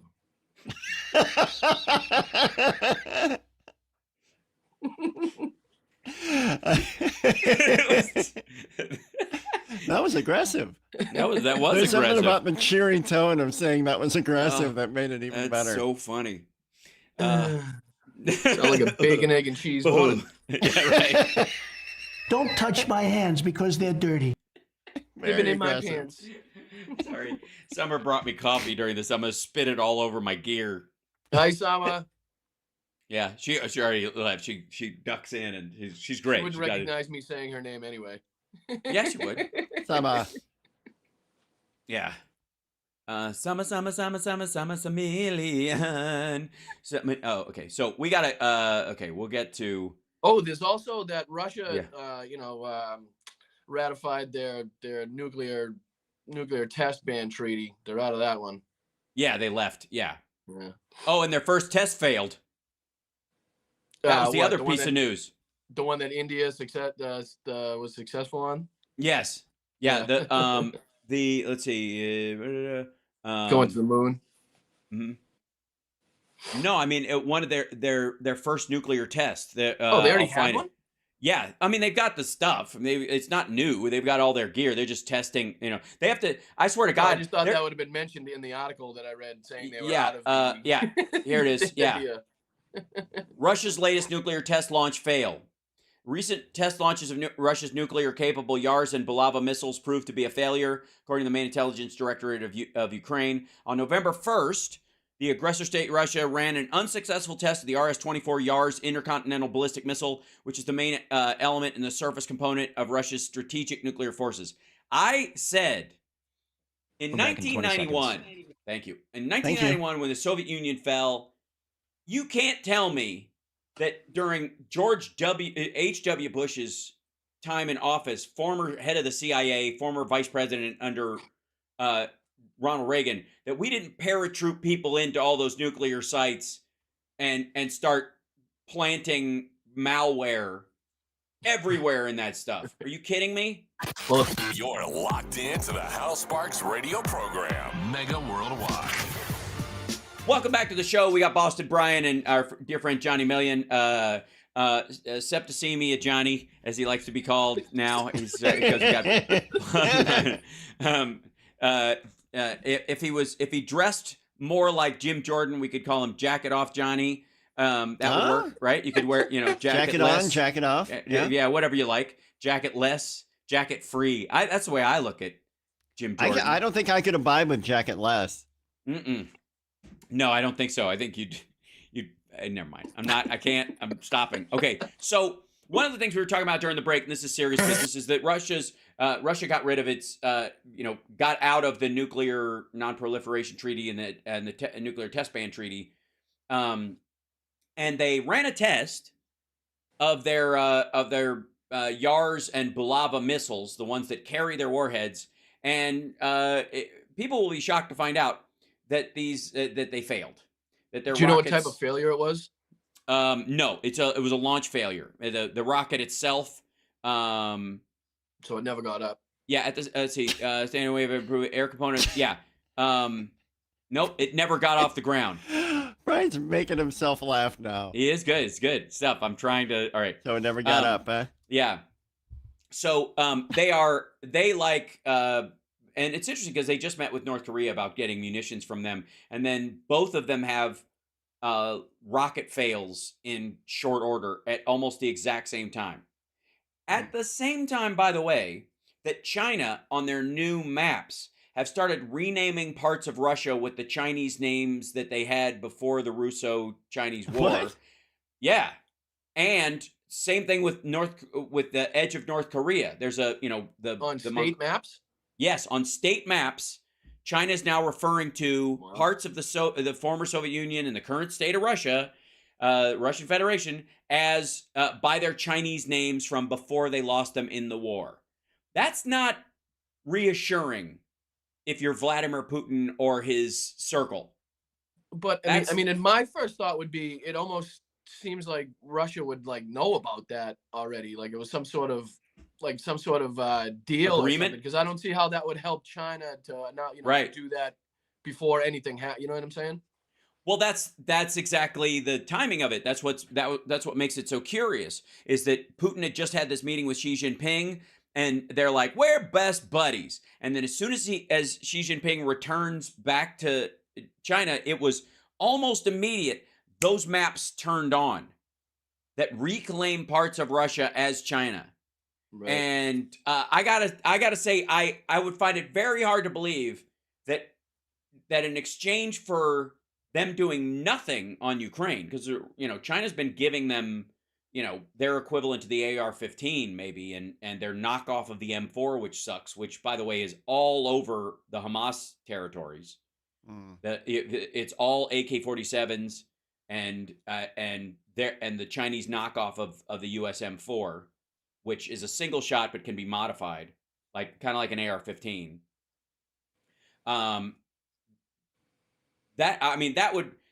There is no way they signed off on that. That Russia and the Duma had a conversation, or Putin and the Duma had a conversation about, we'll just give back large portions of Siberia to China. There's no way.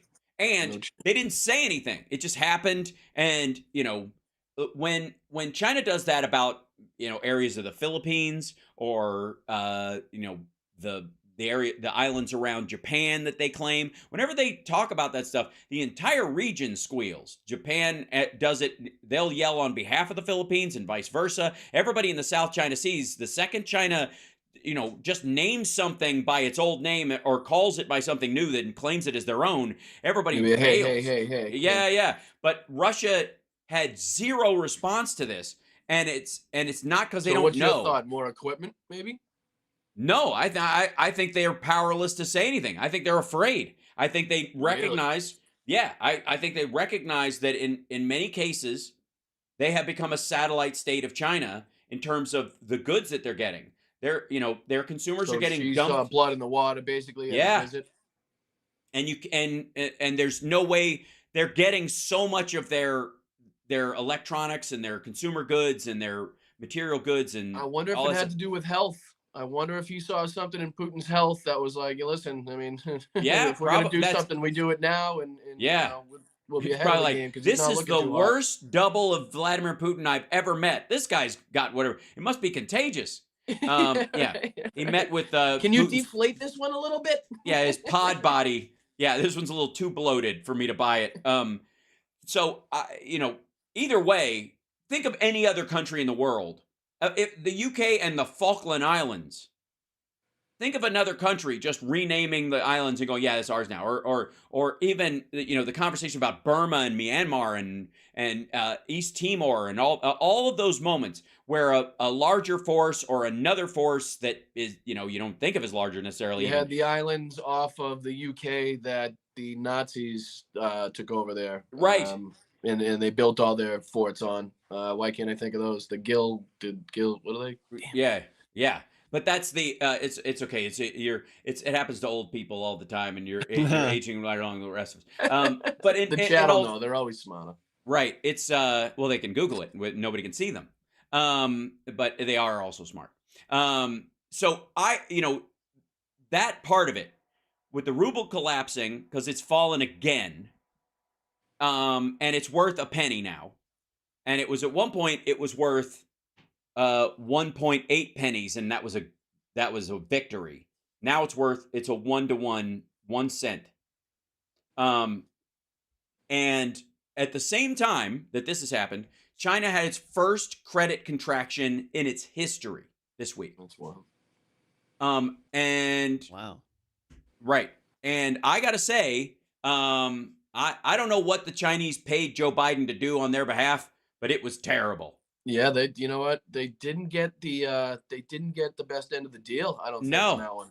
They didn't get their yank for their yuan or their they paid Biden what, $1 trillion now? Is it up to? Yeah, but I think it's a bazillion. It was a bazillion. And not only did they get nothing in return, they ended up worse off than they did when they made the deal. Yes, far worse. And yet Comer and Jim Jordan and stuff are back to digging around. They found their the 2 checks which they're showing on the air like they won the lottery, like they got a sweepstakes. Yeah, like the Publishers Clearinghouse came to my house. Right. Hey, did you check the fine print on that check? Because it says you get 1 million magazines. What? Yeah. I thought $1 million check, man. No, look at the bottom. It says magazines. Damn. So, they've been back at that. It was well. doll hairs. Right. Not dollars. Right. Damn it. Where am I going to put this? It's all a fire hazard. It's all on one doll. Can I explain the credit contraction? Yes. So think of it as the reduction in the bond rating we go through. Somebody in the chat room is asking the reduction we go through whenever the Republicans try to destroy the economy on behalf of their Russian handlers by using the debt ceiling or shutting down the government, that kind of stuff. Okay. And there's always this chance we go from AAA to AA to AAA plus to AAA or A to B or all that stuff. Okay.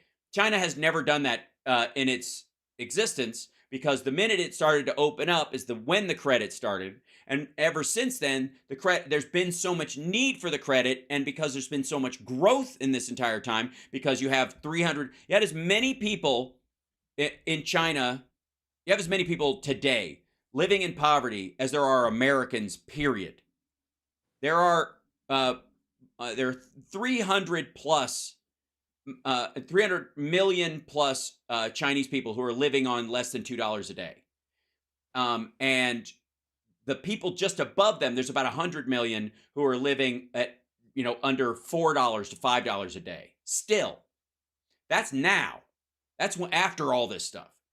But in the last, 30 years and all this growth and the industrialization of China and all this stuff we've seen, there used to be 600 to 800 million people who were living in poverty. But thanks to, the Western appetite for consumer goods, that half of those people eventually made it. So it's amazing how much they've messed that up. I mean, when you think of what that country was in 1981 or 1980 and what it looks like today, I mean, their potential was just, if they had somebody that really cared about the people, wanted to set up a system where everybody could flourish and the money kind of spread out to other places except for the huge cities and the people that work for the government and the people that own the businesses that help the government so they can get huge contracts, and it's just they really had a lot of potential. They could have built up a nice military instead of whatever they're calling that now. Oh my God, it's terrible. And again, they they have a military that has 3 times the number of boats, but we have 3 times the tonnage, because essentially they any fishing aircraft carriers. That's all you any fishing boat. Aircraft carriers alone is enough. Yeah, they have 2 of them. Both of them are Soviet. One of them used to be a hotel. And the one that they built from scratch doesn't work. They don't have any planes that can take off from it. It's hilarious. And it's got a huge crack in the runway on the center of it because it's been sitting idle in the dry dock. And it's insane. You would talk about a waste of taxpayer money. If that was happening in the United States, it's ridiculous. But what happened was there was so much growth in business that they could absorb all this credit because you were always going to make money on the money you borrowed because there was so much room for it. But what happened is that it's almost like a child growing.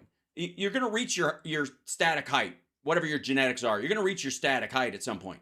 And then the growth that goes on from then is a depth kind of a growth. Your intellect, your maturity, your ability to respond. Your love for Kit Kats. Your immaturity. Good point. But one direction or another, you can, but your physical growth is done. And what happened to your physical growth is over.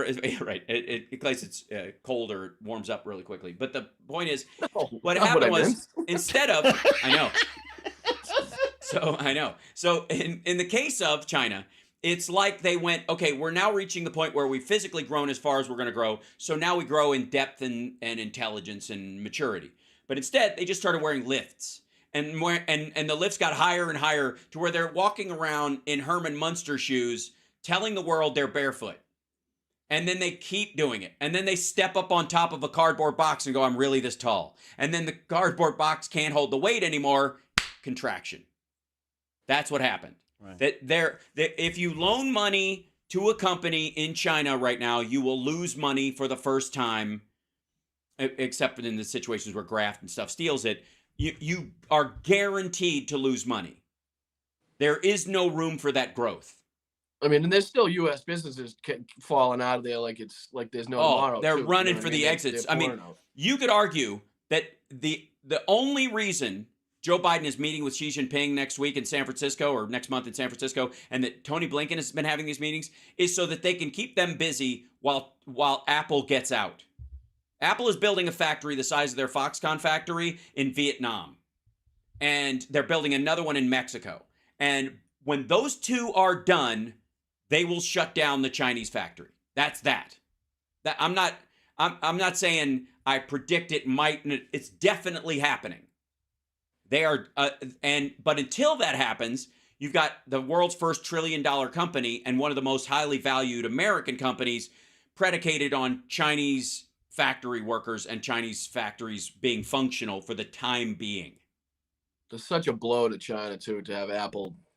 Yeah, to get out, right? And China just passed this law where people in government and anybody who works around government, which in a communist society is what, everybody, can't have Apple phones. They have to have a Huawei phone. Right. The problem is everybody wants the Apple phones are selling hand over fist in China still because that's the status phone. And so they have two phones. They have the the real Apple iPhone that they use, and then they pretend to use the Huawei phone at work. And they're all texting under their desks. Like, if you look at the netizens, they're posting all these videos of people with their Huawei phones sitting on their desk in government offices while they're texting on their iPhone because the security is better. That's the irony.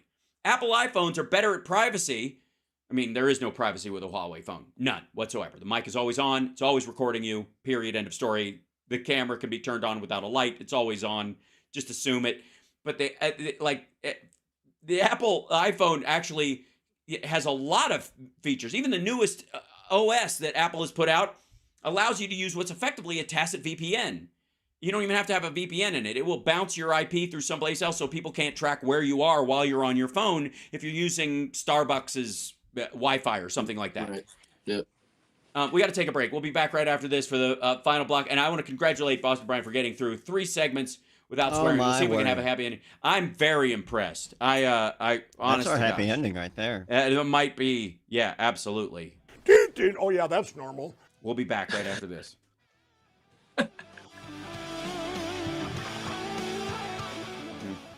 They don't like the gas.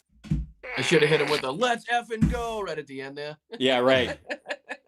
They don't like the gas. The Burmese executives. So this Burmese, they say, pronounce it Burmese. He says it 3 different ways just in that one sentence. Yep. I mean, way to cover, man. That's another Sioux City. So Sioux City, how many people are in Sioux City? Sioux City? Well, Sioux City? he loves starting his sentence over. Like, if he knows he's messing up a word, he'll stop and look, what do you, and then it gives him time to kind of read the word again on the teleprompter and to kind of like gather his mouth. That only works when he knows he's screwed up. Right. Excuse me. This is one of my favorites. I'm gonna play one for you right now, and I'm still amazed by this one. Christopher Columbus. Christopher, huh? Like, I don't. What? He Christopher? He couldn't pronounce Christopher Columbus. Christopher Columbus. Christopher, huh? He's never seen the word. He's like surprised at himself, huh? Did I say that? How you like them apples?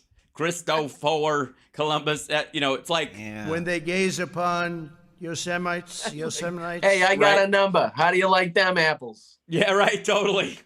That was the. God. I love that one because it's so odd. It's odd. so. He does it with a lot of words. A thing called religion. Very important. Religion. Very important. Very important religion. Yeah. Well, you know how to. There's how many ways can you pronounce Nevada? Nevada. Nevada. And if you screw it up, you gotta leave the stage. Yeah, Nevada, and it's like, and everybody's going, it's Nevada. Because a lot of people say Dummy. Nevada. Yeah, like. Where's Dick? Hi, Dick. Do we like Dick? Yes. What? Like, he's literally only talking about the difference between Nevada and Nevada. Yeah. You know what I mean? That's and he still screws it up. Like he got told right before, don't screw this up because people react. If you say Nevada, they say Nevada because they prefer that word. And he absolutely in his brain went, got it. Let's do this. And just walked out on stage. What's up, seconds. Nevada? Thank you. Like, boo. You say Nevada, everybody just left. Right. You might as well. Right. Oh, God. I am happy, you are happy. Let us be happy together. Whether the weather is cloudy or sunny, I will always be your funny honey bunny. I am lucky, you are lucky. Let us get lucky together. Whether the weather is cloudy or breezy, I'll be there to say, hey, come on, let's take it easy. Because isn't it nice to have the friends that you do? And isn't it nice that the sky is so blue? And isn't it nice to say I love you? Chugga, chugga, choo, choo, woo, woo. I am smiling, you are smiling. Let us smile together. Whether the weather is cloudy or stormy, I will still be there in the morning. I'll be right by your side in the morning. I'll make you breakfast in the morning. I hope that you like cereal. Yay! Hooray! Oh, it's so good. Okay, so I don't know, besides the fact that Donald Trump has already lost his case and his sons are too stupid to notice, and next week we get to look forward to both Trump and Ivanka being on the stand if it's not a school week. And that Cat Cookie donated in Super Chat. Thank you so much. And by the way, our Patreon numbers, thank you guys so much for supporting the show. We love you. And also, I think there should be like a little pentaverate, like, like $5 each for, these little satellite ones. One of them could be Boston Brian. I know you're setting this up and we're getting you rolling with the that's Patreon. Patreon.com/Boston Brian. There you go. I knew it was there. There you go. Support that's very good. content. So, there is, there are a couple of things. One is, and I think this is really important. Last week, the UAW reached an agreement with Ford, which is a historic raise in salary for the workers. They're good moving forward. It effectively ended their strike with the big three. It's going to be basically that deal across the board. They're going to be good. And Joe Biden, having stood with those workers on the picket line, first president to stand on a picket line like that in our nation's history. Trump says they lost out hugely, those workers. Well, because they're gonna have to make electric cars, which nobody wants and are scary, and also I guess can't go anywhere. And it's unbelievable. His electric boat story is just, it kills me. Where he's talking about sinking on a boat, electric boat, electrocuted. Yeah, because the whole premise of his story is that the batteries on the boat are supposed to be bad, right? Like he's supposed to, like, it's all like the batteries too heavy, the boat won't float. And then when he talks about the shark, he's like, you know what I'd rather have? I'd rather have the electrocution. I'd rather be electrocuted. Yeah. It's like, then why are you telling the story? That totally goes against what you're telling the story it's for.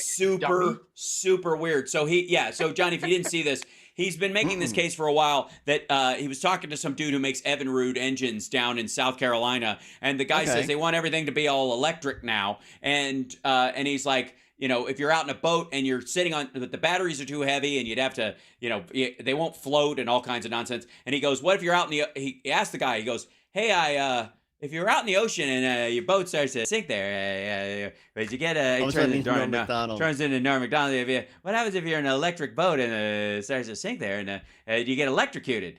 And he goes, and the guy responded, interesting, sir.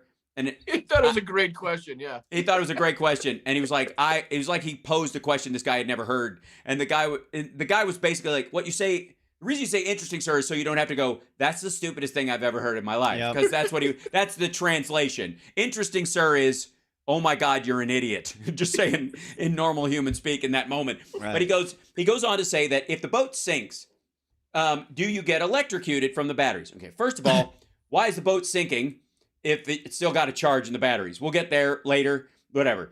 And then he goes, you're in the water and the boat is sinking and there's a shark over here. Would you rather be eaten by the shark or electrocuted? I'd rather be electrocuted than eaten by the shark. It's the weirdest. You've got cans and cans of chili, but no can opener.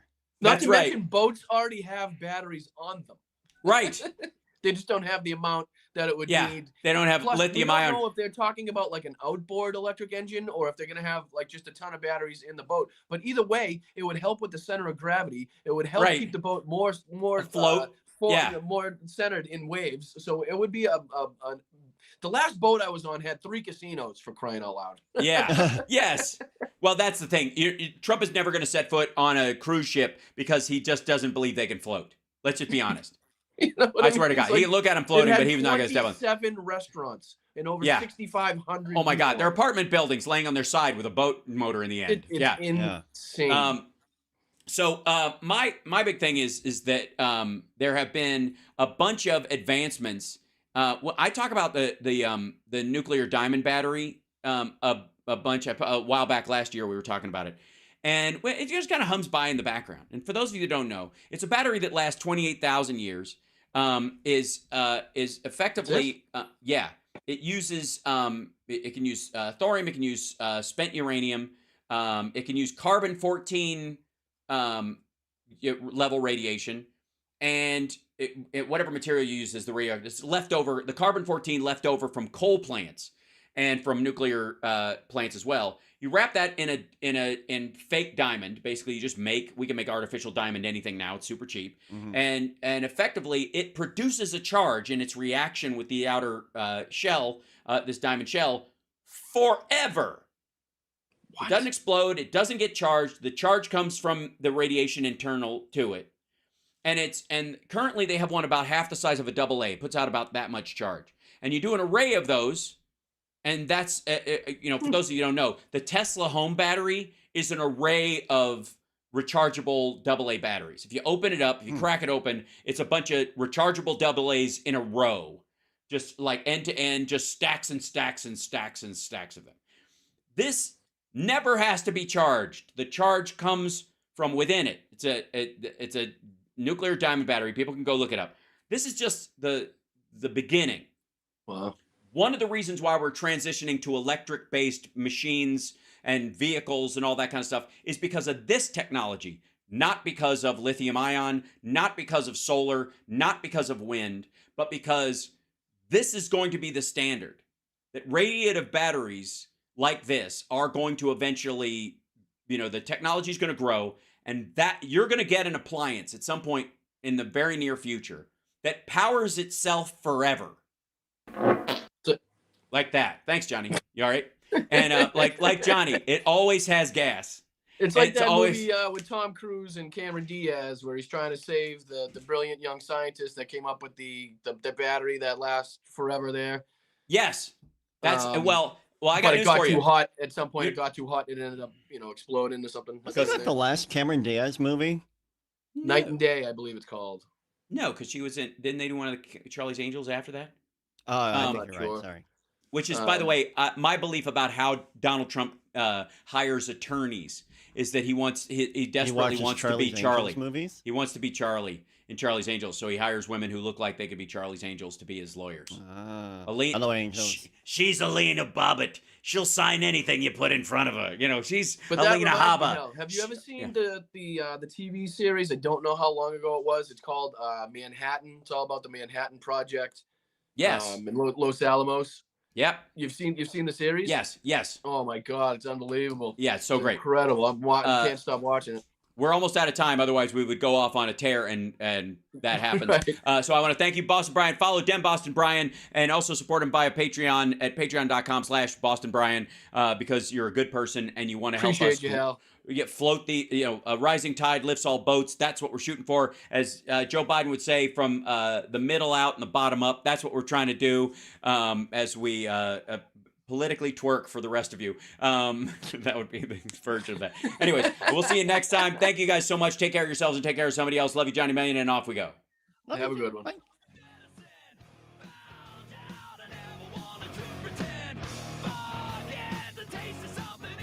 And there was so much to cover, and we didn't even get to it because we were having so much fun. Too much fun. Did you get lost in time there? Yeah. No. I was just blazing us towards it, but we will.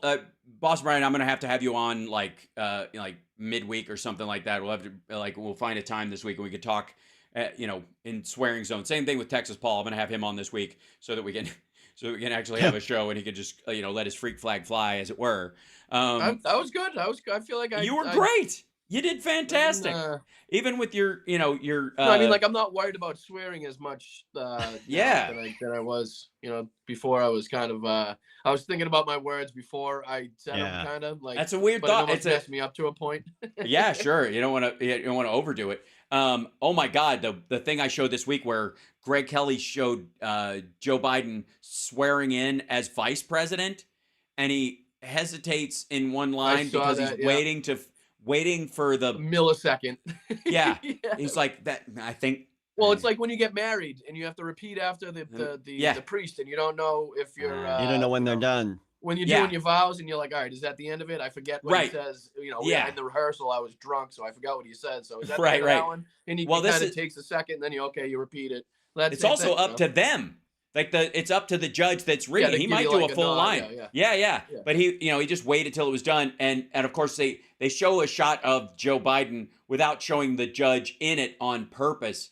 But it's funny because I think Greg Kelly knew to look. He's just like, huh? I just am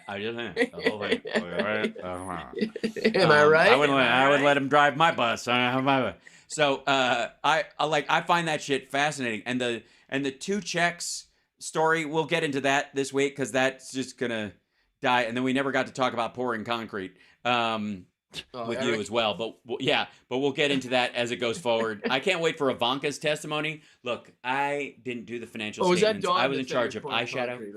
Huh? Yeah, it was Eric. Yeah, that's Eric. Yeah, I'm sure. I'm pouring. You don't let somebody that wheelbarrows of blitzed on cocaine. Point like, what are you a fucking Eric mobster? also said we're gonna win this thing. After they've already lost. That's the only thing that I forgot to mention. It was the Don Jr. with his makeup, and then as soon as Eric was like, "We're gonna win this," and I'm like, "You already lost, you bacon head." Like, what are you talking about? We're trying to figure out how bad you lost. No, it's just whether or not they can actually still do some business in New York, right? Is also what they have to pay. No, in theory, they've already been found guilty of fraud. The idea is, he's going to officially, that'll be part of it. But that's a binary, yes or no. That's already a no. Because just their testimony alone, he's sitting there going, I'm the executive vice president, the president of the company, and I was like, I don't know. I never even looked at the assessment of what our properties are worth or whatever. Like, okay, well then you signed off on it anyways? Yeah.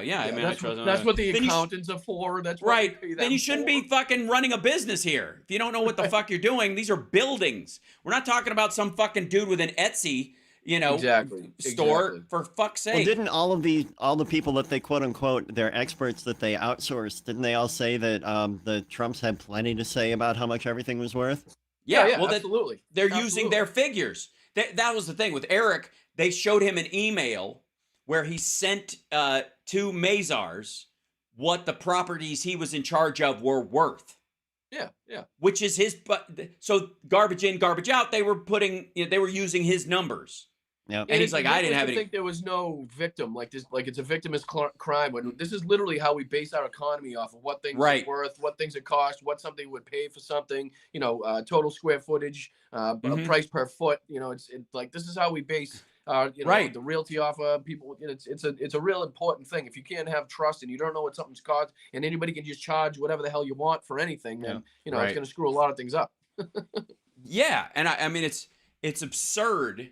That these guys were like, I just stomping over Hunter Biden for not knowing his business, and that was a big talking point. And God, you're so right. You're so right. And they're under oath. They're under oath, going, I don't know what that is. Hunter's position is less like hands-on. It's more just like finding people that have money and trying to get that money into somebody else's money. You know what I mean? Yeah, right. Where it will make more money. That's it. And the only standard is, did it make more money? Yes, it did. That's it. He's not out there. He doesn't have to know specs and how high this is going to be. And if you do, he would rely on those people, but he also only makes money if his clients make money. So that's the other thing. They make a percentage of the profits that come from their investments, not from how much. They're not like brokers, in the traditional sense, like that make a money no matter. Like, which is why, like you always say, when the plan falls apart, they get a certain percentage because they put like that type of thing. Right. Well, that was in the CEFC case. That was exactly it. They had this kind of like okay, if I'm going to be in business with you, I don't trust you or know you. So you got to put some, Right. if this all falls to shit, money in an account. And if it goes away, I take my percentage of that initial seed money and we're quits, which is exactly what happened with the CEFC stuff and all that other stuff. Not to mention the guy was a lawyer anyway and a smart guy. It's not like he couldn't pick up whatever it needed to be picked up in that Jesus position. Christ. He's 10 times smarter, I would think, than both Eric and Don put together. And let's be honest, in about 6 weeks, the three of us, if we sat down together, put our heads together and went, hey, we've got somebody who has $300 million to invest and they want to invest it in oil and gas, the three of us would have a pretty good idea about how to like spread feelers out, find the best source for that, try to make as much money for the client as possible because we're all going to make money if they make money. We're not even investment brokers. Like you can do that part. You can make that happen. What industries to look in, right? At least, you know what I mean. Not may not be to the exact stock, but at least what sector that we want to be. Yeah, and we would find people who knew. You know, you would hire people based on how much money, you know, your seed money. Again, that baseline money they give you for the investment thing, so you can go do the due diligence on it. You'd pay people to go. All right, are these oil wells full or they done? Are they moving on? What's the development potential here? You would do all that for about 6 weeks. And then you come back and go, I think it should be here. And you may be wrong, but you could make a strong educated guess just based on that. If you just, you know, in the days of Google, for crying out loud. This isn't the fucking 70s where you're having to drive out in a goddamn Jeep in the middle of the fax machine printing the out Sahara Desert going, I don't know, maybe we put a tube in the ground here. Like, for fuck's sake. You could go to 3 geology labs thousands of miles away from these sites, and they go, yeah, from the tectonic plates there, you can tell that there's a certain amount of oil and blah, like that now, these days. Right. So but plus with the ground penetrating radar and you know all the technology they have. Exactly. See what I say? How quickly did that escalate? We were just like we've already got the plan, man. You, me, Boston Brian, and Septic Tank Johnny. I can't. Yeah. Right. Yeah. Concert. I love how he said he wanted like a geographical location. Yeah. And all we've come Concert. up with so far is just sources. Conditions and places that contain feces. Mosquito like water Yosemite. Johnny. I think mosquito water Johnny. Mosquito bug Johnny. Stagnant water Johnny. You're Yosemite supervolcano Johnny. He's coming to us live from the place where Superman flew into the earth and pushed the tectonic plate back up to save Lois. Johnny's right under Lois's car. So Motag Million. That would work. Motag Million. Yeah, I like that. Cistern Johnny. Yeah. Cistern Johnny. Big Sewer Johnny Million. Yeah, there's a lot. Okay. Cistern and then Maggie Johnny, gets right know to it. the time has come. He's already sick of it. He's all right. Yeah. With that one. Yeah. I've got a big convoy show tonight. I've got to get some stuff taken care of before we go rock. All right. Well, kill it. And remember, where is it? Where's the show? It's in Wisconsin, Jamesville, Wisconsin, a place called the Back Bar. Oh, okay. I played there before. I played the. There's like a what the fuck is it? It's like a little small town hockey rink near there. I played. Yes, there is. Yeah. Is it just near the dairy farm? Yeah, it's right between the 2 dairy farms. Oh, yeah, it's in between, just past the 1 dairy farm before you hit the next dairy farm. It's right there. You can't miss it. Yep. Yeah, just listen for. Yeah, it's funny because my aunt owned the dairy farm across the street. They don't like the gas. Just remember. Don't like the gas. Right. Okay. To the tonight's show of Convoy is dedicated to the lactose intolerant. So, anyways, right. Love you guys. Lactose intolerant Johnny. That's right. That's no.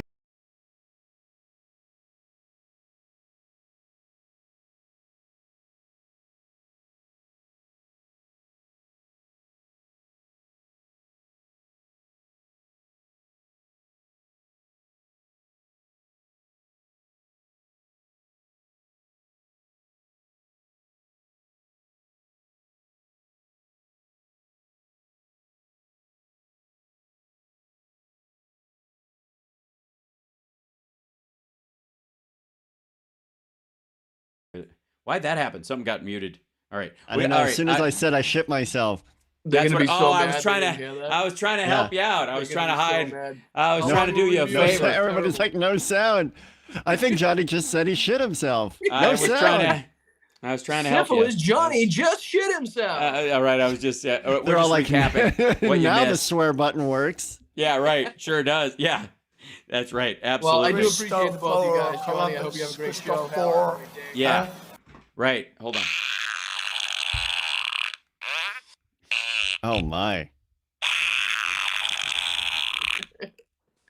Why I don't have milk That's in the morning. my favorite one, by the way. All right, guys. Bye, Johnny. See you later. Bye. What? All right. All right. Talk to you later, Brian. Later, See you bud. later, brother. All right. Cheers. And off they go. Ladies and gentlemen, what a show. What a show. What a show. Thank you guys for joining me. Thanks for the support. Thanks for everybody who's helped out. And thank you for the super chats today, guys. Really amazing. Bless you for that. It really does keep us afloat. I am, you guys and the Patreon folks are why I'm able now and have been over the last year to be able to pay Johnny for being on the show. He did it for free for years, just like I did it. I still kind of do it for free, but your support makes up for that in the same way that I'm able to pay Johnny to be on the show, and so he can be a regular and he can afford to do that and all that stuff. So it's a good thing. Anyways, and I appreciate you guys helping us do that. Much love, and I will see you later on. Yeah, it's good. Christopher Columbus, Christopher, huh? Mm-hmm. Asshole.